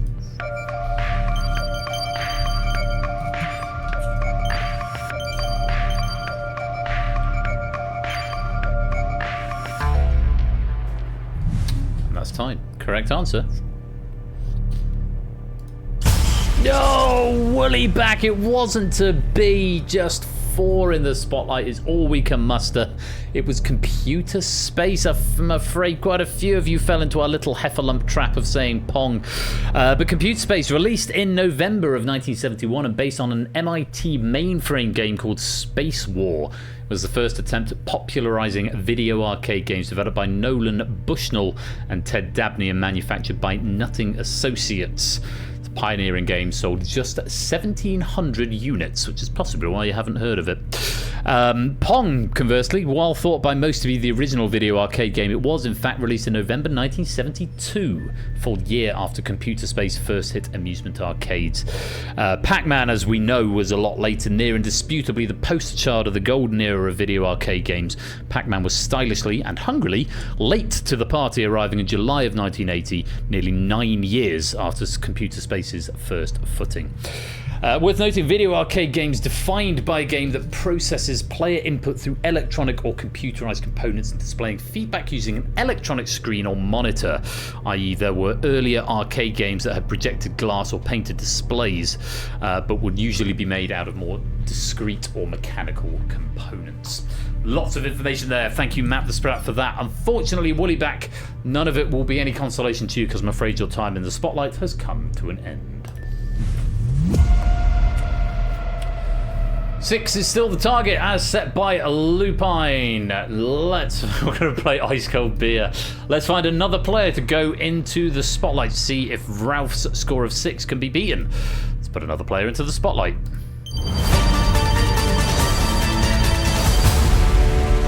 Jogging! Your turn has arrived in the spotlight. Press the button to let us know you're still here. He is not here. Right here. In which case, we will reselect the spotlight player. I'll give you 10 seconds, Jogging, just in case everyone is speaking on your behalf. But if you are indeed not here, I will reselect the spotlight player. He went jogging. What a good man. Jogging's a good idea. Okay, well, we will reselect the spotlight player.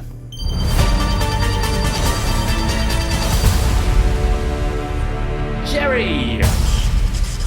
Who is here?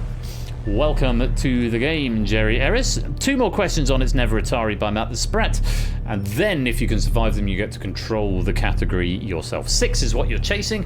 Silver medal in bidding war earlier on. Let's see if we can get you a gold, or at least a leaderboard, I should say, in Spotlight. Let's take a look at our second question on It's Never Atari by Matt the Sprat. Which of these was the first video arcade game to use a microprocessor? Was it Gunfight, Space Invaders, or Super Breakout? 10 seconds.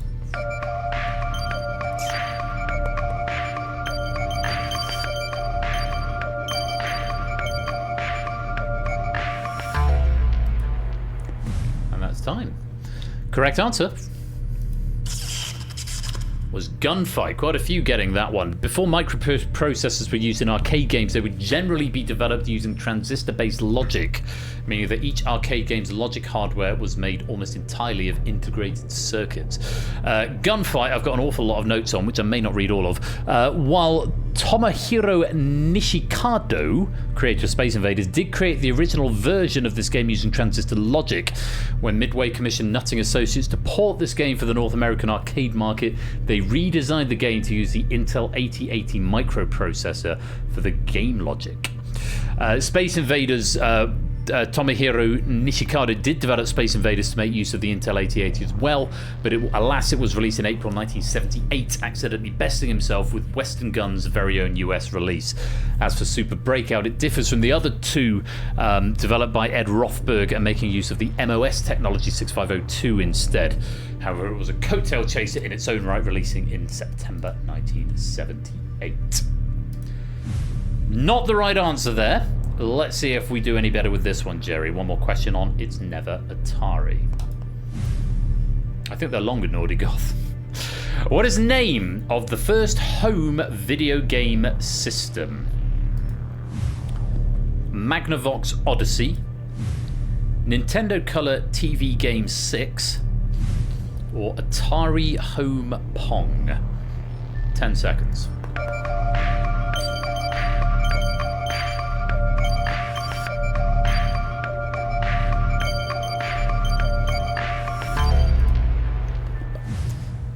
That's tied. Correct answer. Magnavox Odyssey was the right answer, Jerry. Much more self-explanatory. A video game system designed for use in the average home.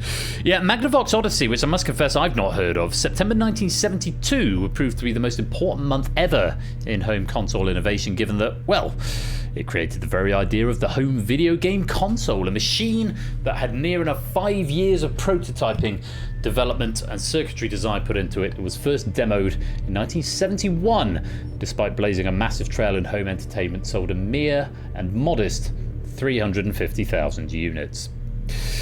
Magnavox Odyssey was the right answer, and it does mean, Jerry, you get to pick the next category. Let's take a look and see what we've got. American Idiot's still there. Russian Mountains is still there. It's Otley, the town in Yorkshire by the Lubine 1, is still there. You've got a swap available if you don't like any of them. And one more for you. Scottish sketch comedy by Jogging. Which would you like? We are swapping Russian Mountains, and it's been replaced by Desert Bus for Hope by JR Plays Games, which is exactly what we're going for. JR, 100 pennies and 3 free points to you. And we are going for Desert Bus for Hope by JR Plays Games. Pressure on this first question. Jerry, you must get this one right if you want to stay in the spotlight. Let's take a look at it. Which of these songs by the Venga Boys features a bus in its lyrics?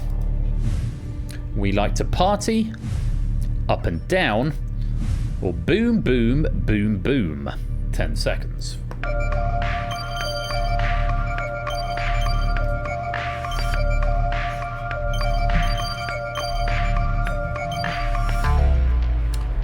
I have 4 words in my host notes here, and they are: the Venga bus is coming, which is enough of a prompt to make me sing at you. The Venga bus is coming, and everybody's jumping. We're on from San Francisco, we're gonna do a disco.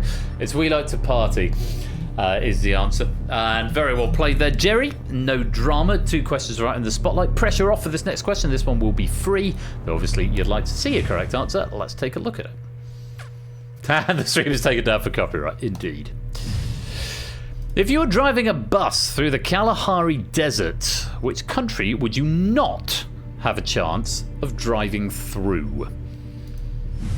Is it Botswana, Zimbabwe, or Namibia? 10 seconds.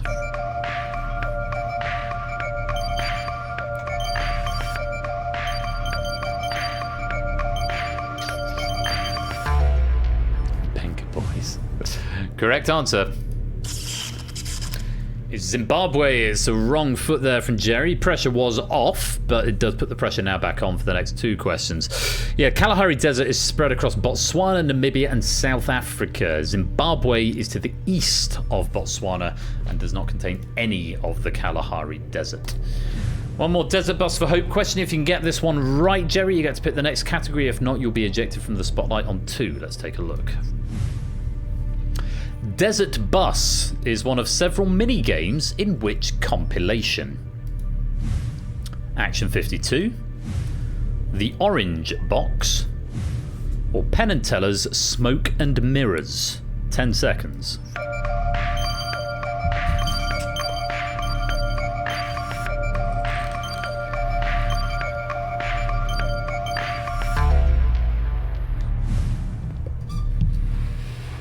And that's time. Naughty Goth is very happy with this. Correct answer. Penn and Teller's Smoke and Mirrors, which was never commercially released, spread from a review copy released online in 2005. Action 52, whilst I proved it, I have no recollection of it and haven't actually come across it in everyday parlance. The Orange Box, of course, was Half-Life 2 Episode 2 and Portal and Team Fortress, released in 2007, I think, by Valve. Penn and Teller Smoke and Mirrors is the correct answer. No drama there for Jerry Ellis. In fact, only the second person to answer in under a second. Very quick indeed. It means you get to pick the next category. Okay, don't give me the button back. Let's press it on here. Now it gives me the button back. Just had a little sneeze. You may have had a little sneeze on your client devices as well. Might want to give it a refresh. Category options. American Idiot by Colin. It's Otley, the town in Yorkshire, that is, by Lupine. Scottish Sketch Comedy by Jogging. And a swap is... Did you swap on the last one? I can't remember now. Yes, you swapped Russian Mountains away, so no swap available. And the fourth category... Tom Scott by Top One Gaming. Unsurprisingly, picked in a matter of seconds, and Topper once again 100 pennies and 3 free points. And Topper, Topper doesn't get to quiz, Topper just gets to write. It's Tom Scott. Let's take a look at our first question. I'm here on a trivia stream. Fun fact, for those of you who haven't been around as long, Tom Scott has actually been here at Game Night. 2001, January 2001, he came and took part in a celebrity face-off along with Lucy Porter, Dan Peake and Paul Farrer, the composer. Ah, oh, those are the days when we were pulling in like 400 people in the audience. I'm here on a quiz stream, indeed. He'll come back. He'll come back one day, I'm sure he will. But he's very busy now with podcasts and whatnot. Anyway, I'm not going to say any more in case I give away any questions. Let's take a look at the first one, Jerry, on Tom Scott. Tom Scott is the current host of what podcast involving a panel asking each other difficult questions? Is it Lateral with Tom Scott, Quandary with Tom Scott, or Oblique with Tom Scott? 10 seconds. Hoping everyone's going to get this one right. It's just in, not everyone has got this right. I have to say, I do listen to the Richard Osman Marina Hyde podcast, the Rest of Entertainment, but I'm yet to get engaged with the Tom Scott one. I think I'll probably love it, but is it on the Global Player? Because that tends to be my go-to app. I will. I mean, I had the opportunity to go on it. Unfortunately, I wasn't available. But the question writers are great. Is it you, Lewis? Are you one of the question writers? But yeah, I will at some point give it a listen. The correct answer is, of course, Lateral with Tom Scott, co-developed with David J. Bodicum. J's in chat, please. Was based on a short-lived 2018 game show of the same name. J's in chat. Okay, is he here? I don't know if he's lurking. I'm not going to call him out if he isn't. Bod, if you're watching this on the VOD. Oh, Bod on the VOD. Oh, something there. Bod, if you're watching this on the VOD, you've made it into quiz. You've made it now. Nice. Lateral with Tom Scott is the correct answer, and Jerry, you're up to 4. Let's take a look at our second question on Tom Scott. In the 2010 UK general election, Mad Captain Tom Scott ran for Parliament in which constituency? Nottingham North and Kimberley, Scarborough and Whitby, or cities of London and Westminster? 10 seconds.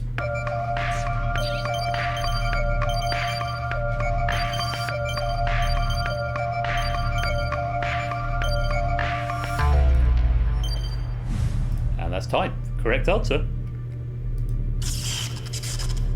Cities of London and Westminster. He stood as an independent joke candidate. He described his chances as somewhere twixt a snowball's chance in hell and 0. He received 84 votes. But yes, Nottingham North and Kimberley. Nottingham is where he was born. Scarborough and Whitby in North Yorkshire, where he went to university. But the cities of London and Westminster in London, presumably where he now is. Mad Captain Tom Scott ran for Parliament, but was unsuccessful. Bad luck on that one, Jerry. Still 4 in the spotlight. Pressure on the next 2 questions. You must get this one right if you would like to stay there. Let's take a look at your third question on Tom Scott by Topper. Tom Scott was the captain of which team in the 3rd series of Only Connect? Was it Data Wizards, Hitchhikers, or Europhiles? 10 seconds.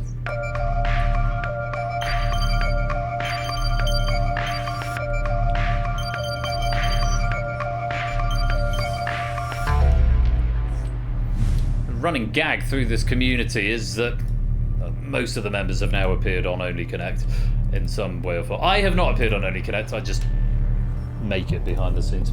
The correct answer is the Hitchhikers. Jerry going for Data Wizard. No, Data Wizard was Claire's team. Class Zero, Class Zor. as you may know her. That was her team in Series 17. The Europhiles were Shapes' team in Series 9. Is the Hitchhikers was Tom Scott's team in Series 3. We need to get Innes's and Quizzles and Sam's and Jack's and Davis Strathy's teams. All members of the community who've been on Only Connect. Only a handful of them have won, including, I believe, the Europhiles and the Data Wizards. But not the Hitchhikers. I don't think Tom Scott actually ended up winning. I think they came second or went out in the semis, possibly. Yeah. Shapes, did you get that one right? I hope you did. You did. That's good to see. Jerry, good run in the spotlight, but unfortunately only 4 correct answers, and we have to say goodbye.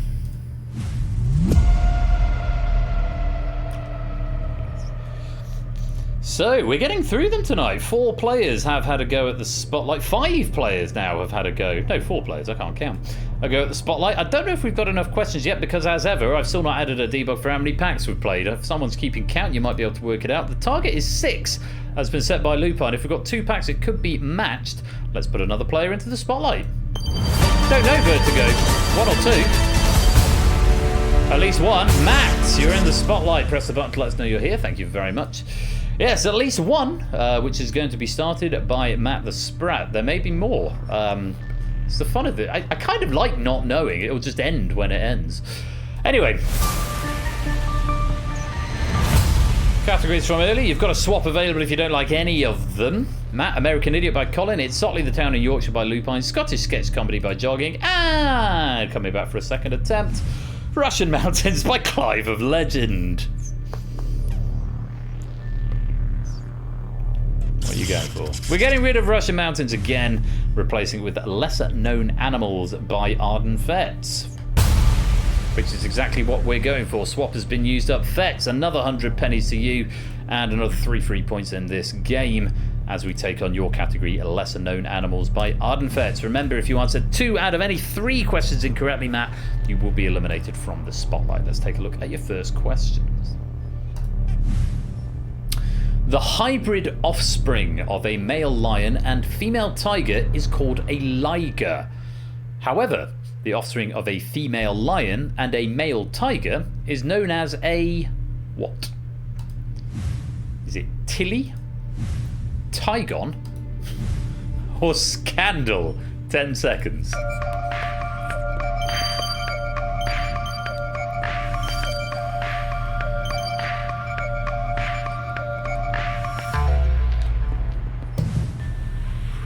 No drama there. The correct answer is a Tygon. Reminds me of that old joke. What did the zookeeper get when he crossed a lion with a hyena? Fired from the zoo.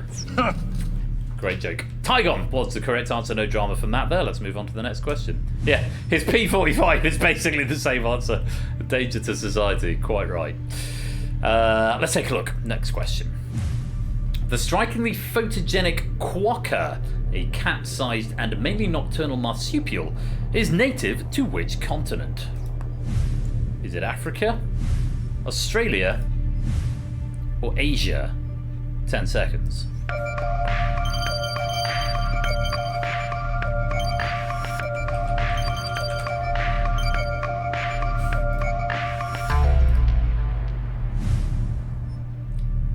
And that's time.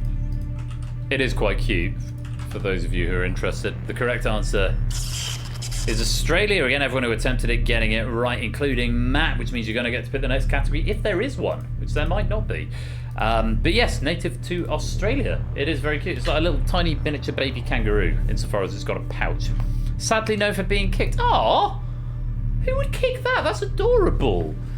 I wouldn't kick you, Dexter. You're also adorable. He's in his basket. He doesn't care. He's pleeping. One more question on lesser known animals. Let's take a look at it. The binturong, an Asian tree-dwelling mammal, also known as a bear cat, has scent glands that are said to have an odour like what foodstuff? Strawberry, popcorn, or nutmeg? 10 seconds.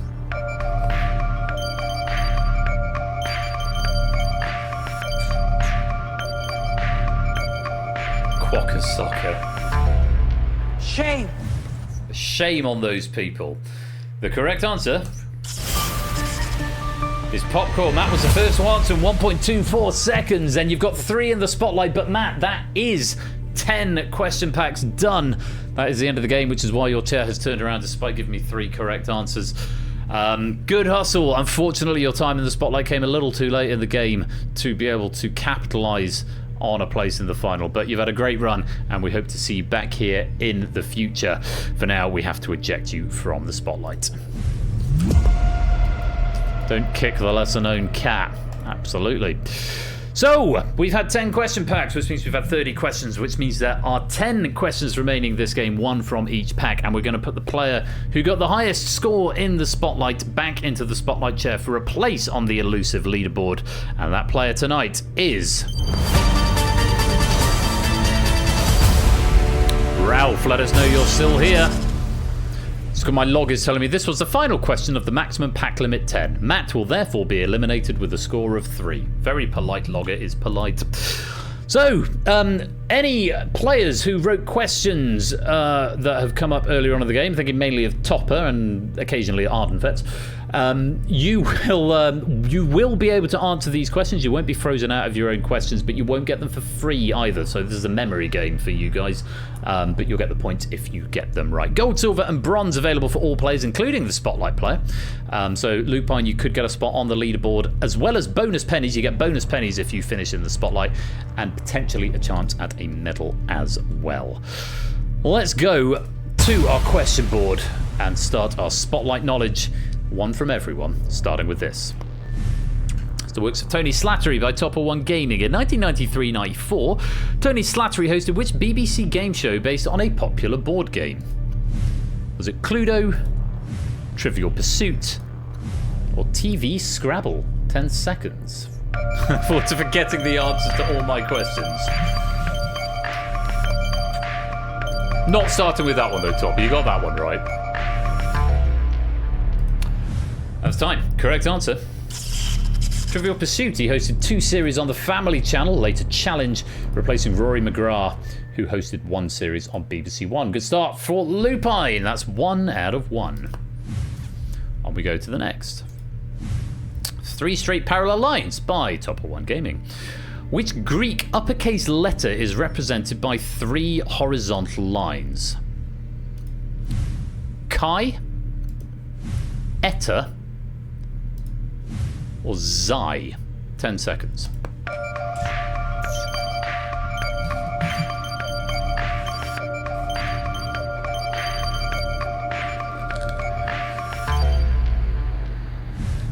Hooray for me getting Greek alphabet pronunciation right, which I'm famously bad at.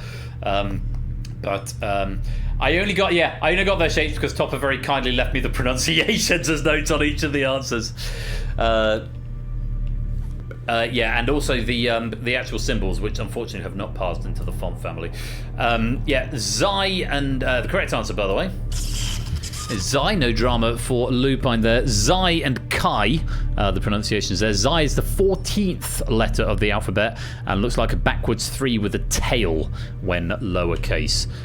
The other ones I've got the symbols for, but it's not passed into the font family, so you'll have to use your imagination for what they look like. But the answer, 3 horizontal lines, would be Xi. Very well done to Ralph. That's 2 for 2.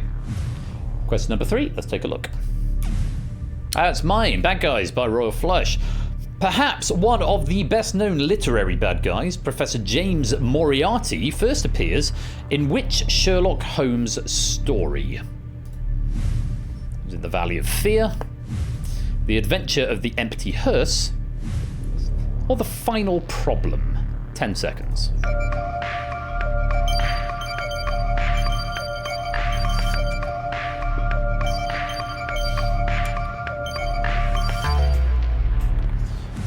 A lot of players going for my Heffalump trap here, including Lupine. The answer is The Final Problem. The Valley of Fear is a novel from 1914, one of the later ones from Sir Arthur Conan Doyle. A lot of people going for The Adventure of the Empty Hearse. It's a short story from 1903 where he's mentioned but doesn't appear. The Final Problem is a short story from 1893 and also formed the basis of the series for episode 3 of the TV adaptation by Stephen Moffat and Mike Gatiss, Sherlock, which was the only one that took the title of an original book. Most of them were modified, so you had A Study in Pink became A Study in Scarlet. But the final problem was taken body and soul, and it is the first one where Moriarty appears in the canon, not necessarily in the TV show. No, Stephen Moffat, darling. Stephen Moffat. Let's reset that one. Lupin, it's your first misstep in the final. You're 2 out of 3. And let's take a look at the next question. It's Paperclips by Top 1 Gaming. Clip It, the animated paperclip used to assist users of Microsoft Office products, first appeared in what version of Microsoft Office? Was it Office 95, Office 97, or Office 2000? 10 seconds.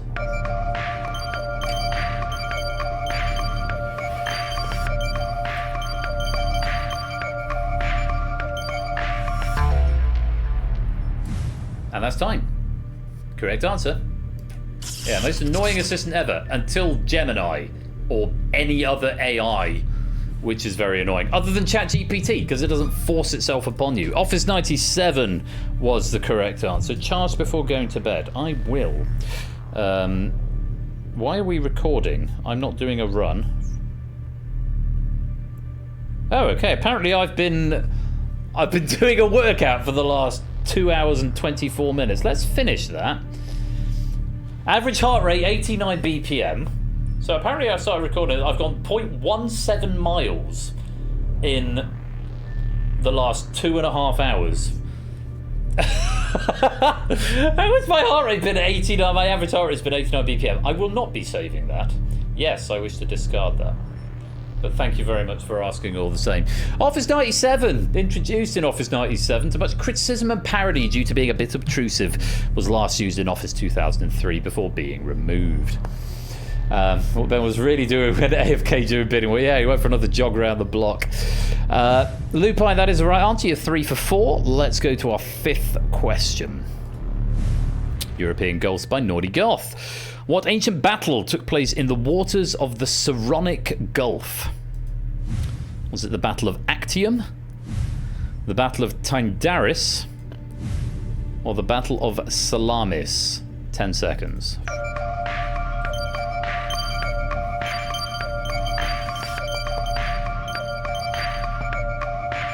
Racing, Clive.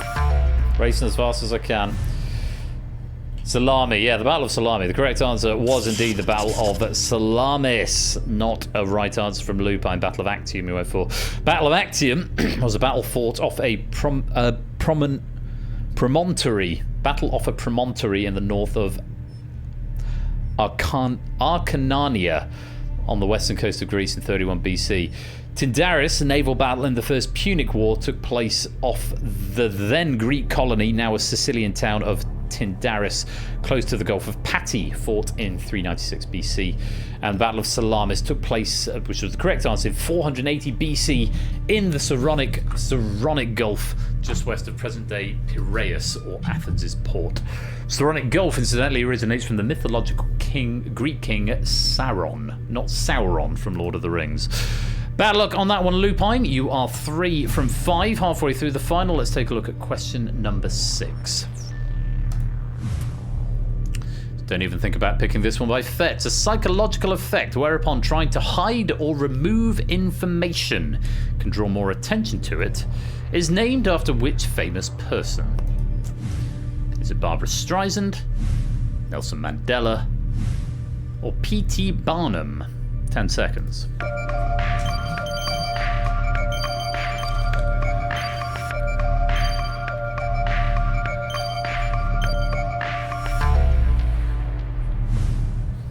Correct answer is the Streisand effect. She sued to have her name removed from a California Coastal Records project photo of her home, which inadvertently drove more attention to the photos. That is now known as the Streisand effect. If you try to ban something, it just makes it more prominent.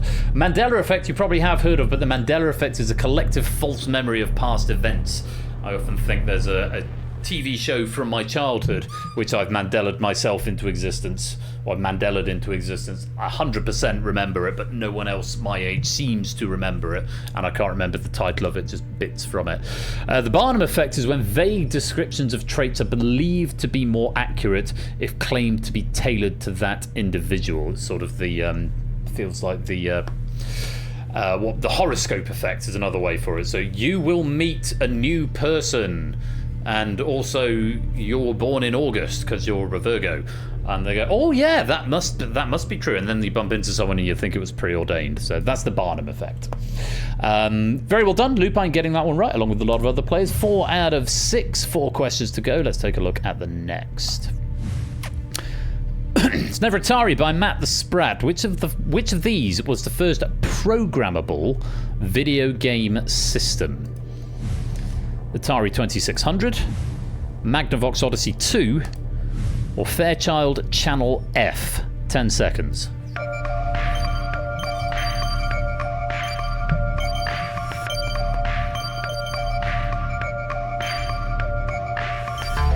Congrats to whoever had a Mandela effect during this question. Just to clarify, this is the first video game console that used interchangeable cartridges containing reprogrammable ROM chips, what we might know better from the Genesis or the Mega Drive if you're of my generation. The correct answer was the Fairchild Channel F. Bloody hell, Matt. Let's reduce these host notes by half next time. Atari's been beaten once again. Conceived by Wallace Kirshner while working at Alpex, essentially created the idea for the game cartridge based in a Hewlett-Packard desktop calculator, which could swap between different program cartridges. He approached Fairchild in 1975 with the Raven prototype, and with some sleek redesigning, brought the Channel F to market in November 1976. Not because I don't love the information, Matt, but because for the answers in Spotlight, if it's an answer host note, I've only got a very small window to read it, although the font is doing a lot of heavy lifting. For the Magnavox, September 1978, another year even behind Atari's own reprogrammable home console. This one features more of a resemblance to the microcomputers that dominated the early 80s than the wood grain and black plastic Pong boxes, which were de rigueur of 1970s living rooms.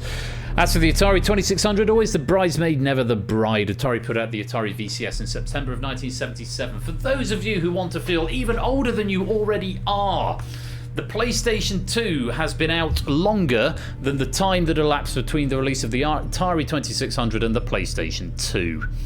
So if you're thinking PlayStation 2 is like a generation or two ago, restraint. Yeah, if you think PlayStation... Yeah, I won't fuck off, Clayton. The Atari 2600 is older... Sorry, the PlayStation 2 is older now than the Atari 2600 was when the PlayStation 2 came out. Yeah. I remember the PlayStation... In fact, I remember the Dreamcast coming out. Yes, it was. You're old! Come to peace with it. Right answer from Lupine. That gives you 5 out of 7. 3 questions left this game. You are the... that's a very good question. I think the Atari 2600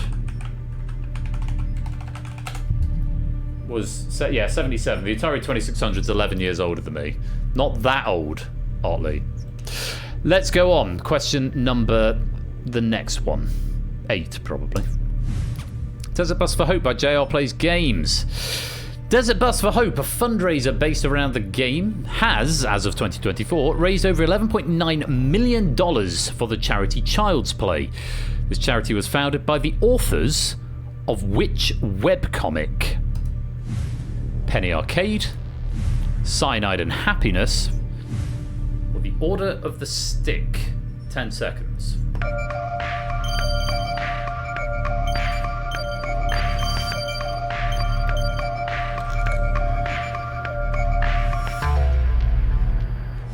That's time. Correct answer. Penny Arcade. Child's Play was founded by Jerry Holkins and Mike Kraulik, the authors of Penny Arcade, in 2003 as a response to the negative portrayal of video gamers in the media. It provides games and technology to hospitals around the world to improve the lives of sick children, both through play and through therapy, as well as funding trained positions in those hospitals. I believe the 24-hour game show Marathon, which is now in its 10th or 11th year this year, I think, which a lot of friends of the community take part in every year, support Child's Play and have done for a number of years. So really, really good charity. Lupine, correct answer. That brings you up to 6 spotlight points out of 8 questions with 2 to go. Let's see what the next one brings. Tom Scott by Top 1 Gaming. Tom Scott, Matt Gray, Gary Brannan and Chris Joel are the members of which comedy troupe? Is it the Gadget Geeks, the Klooshbags, or the Technical Difficulties? 10 seconds.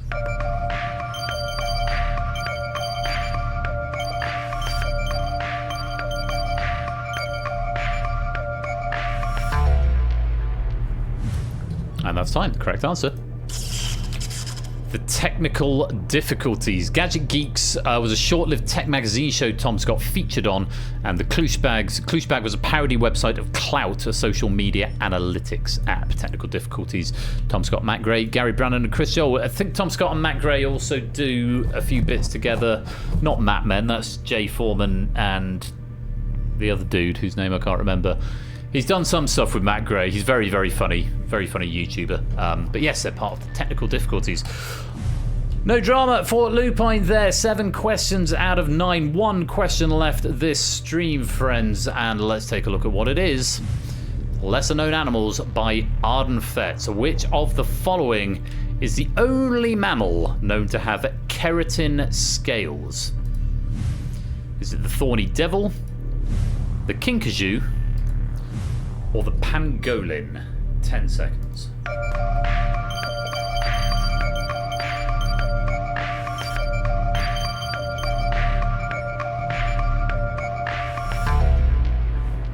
That is time.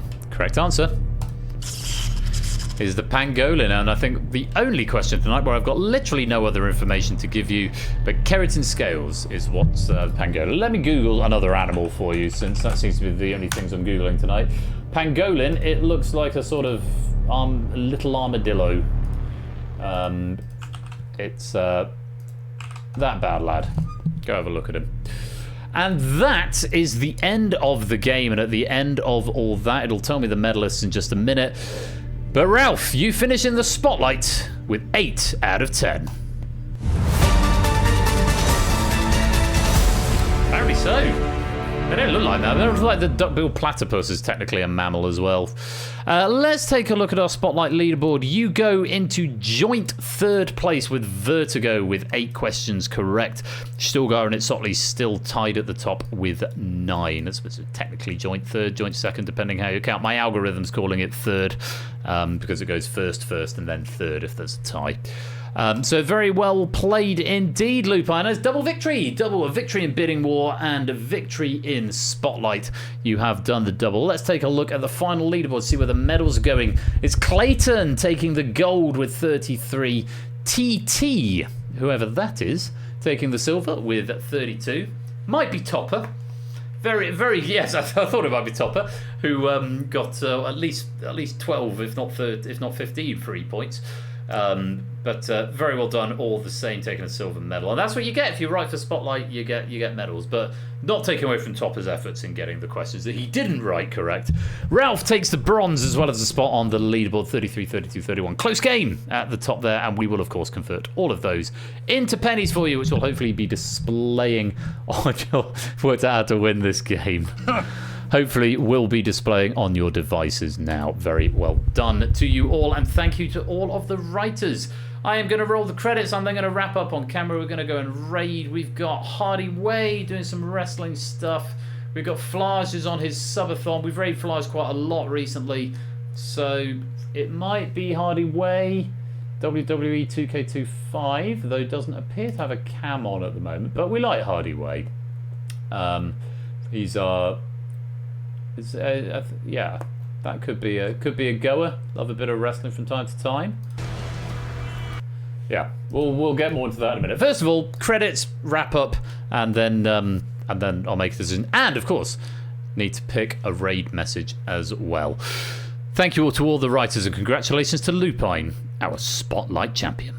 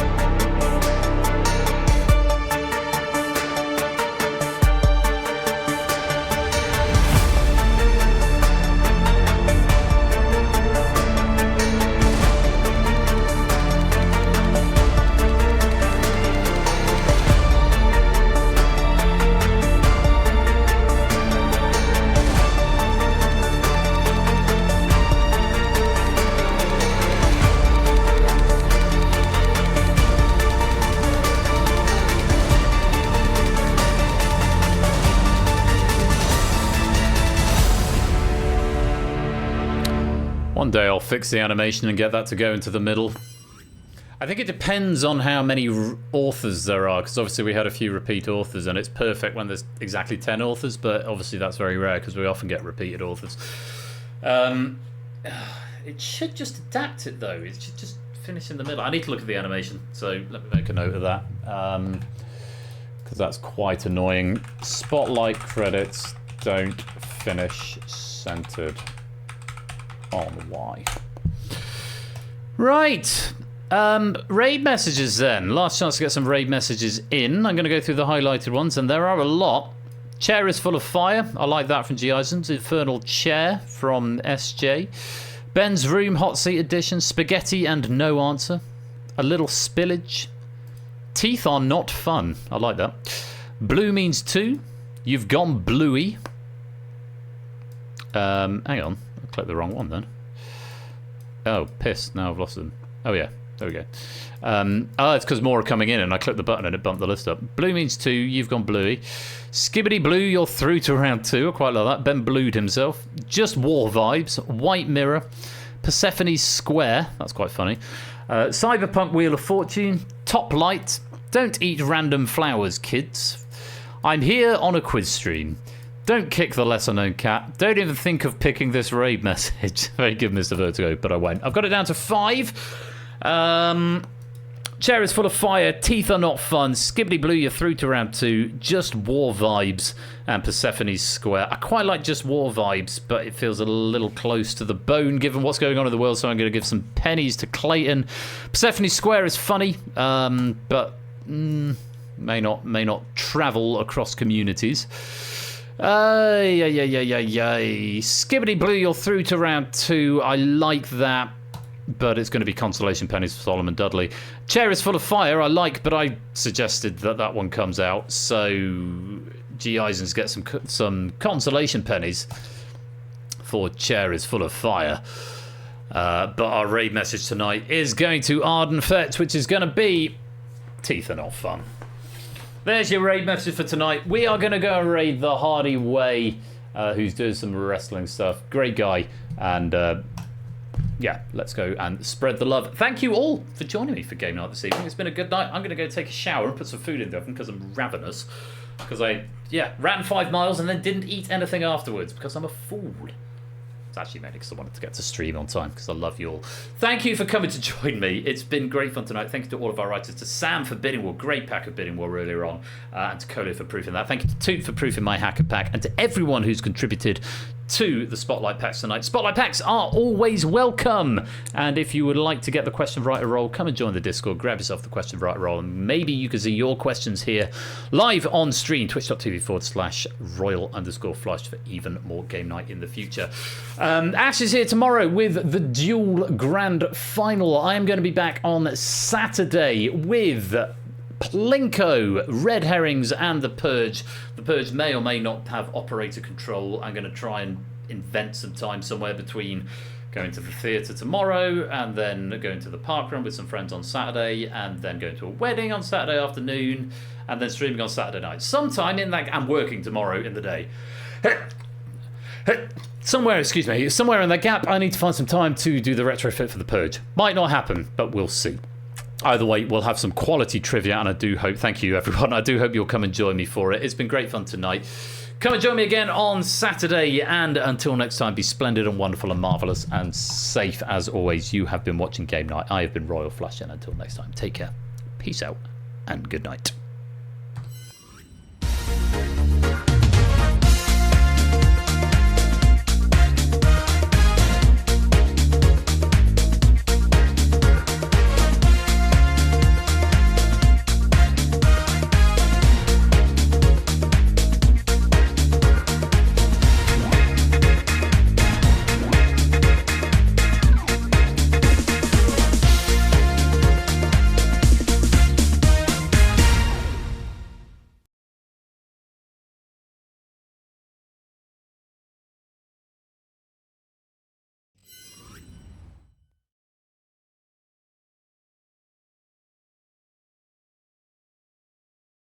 JD McDonough. JD is like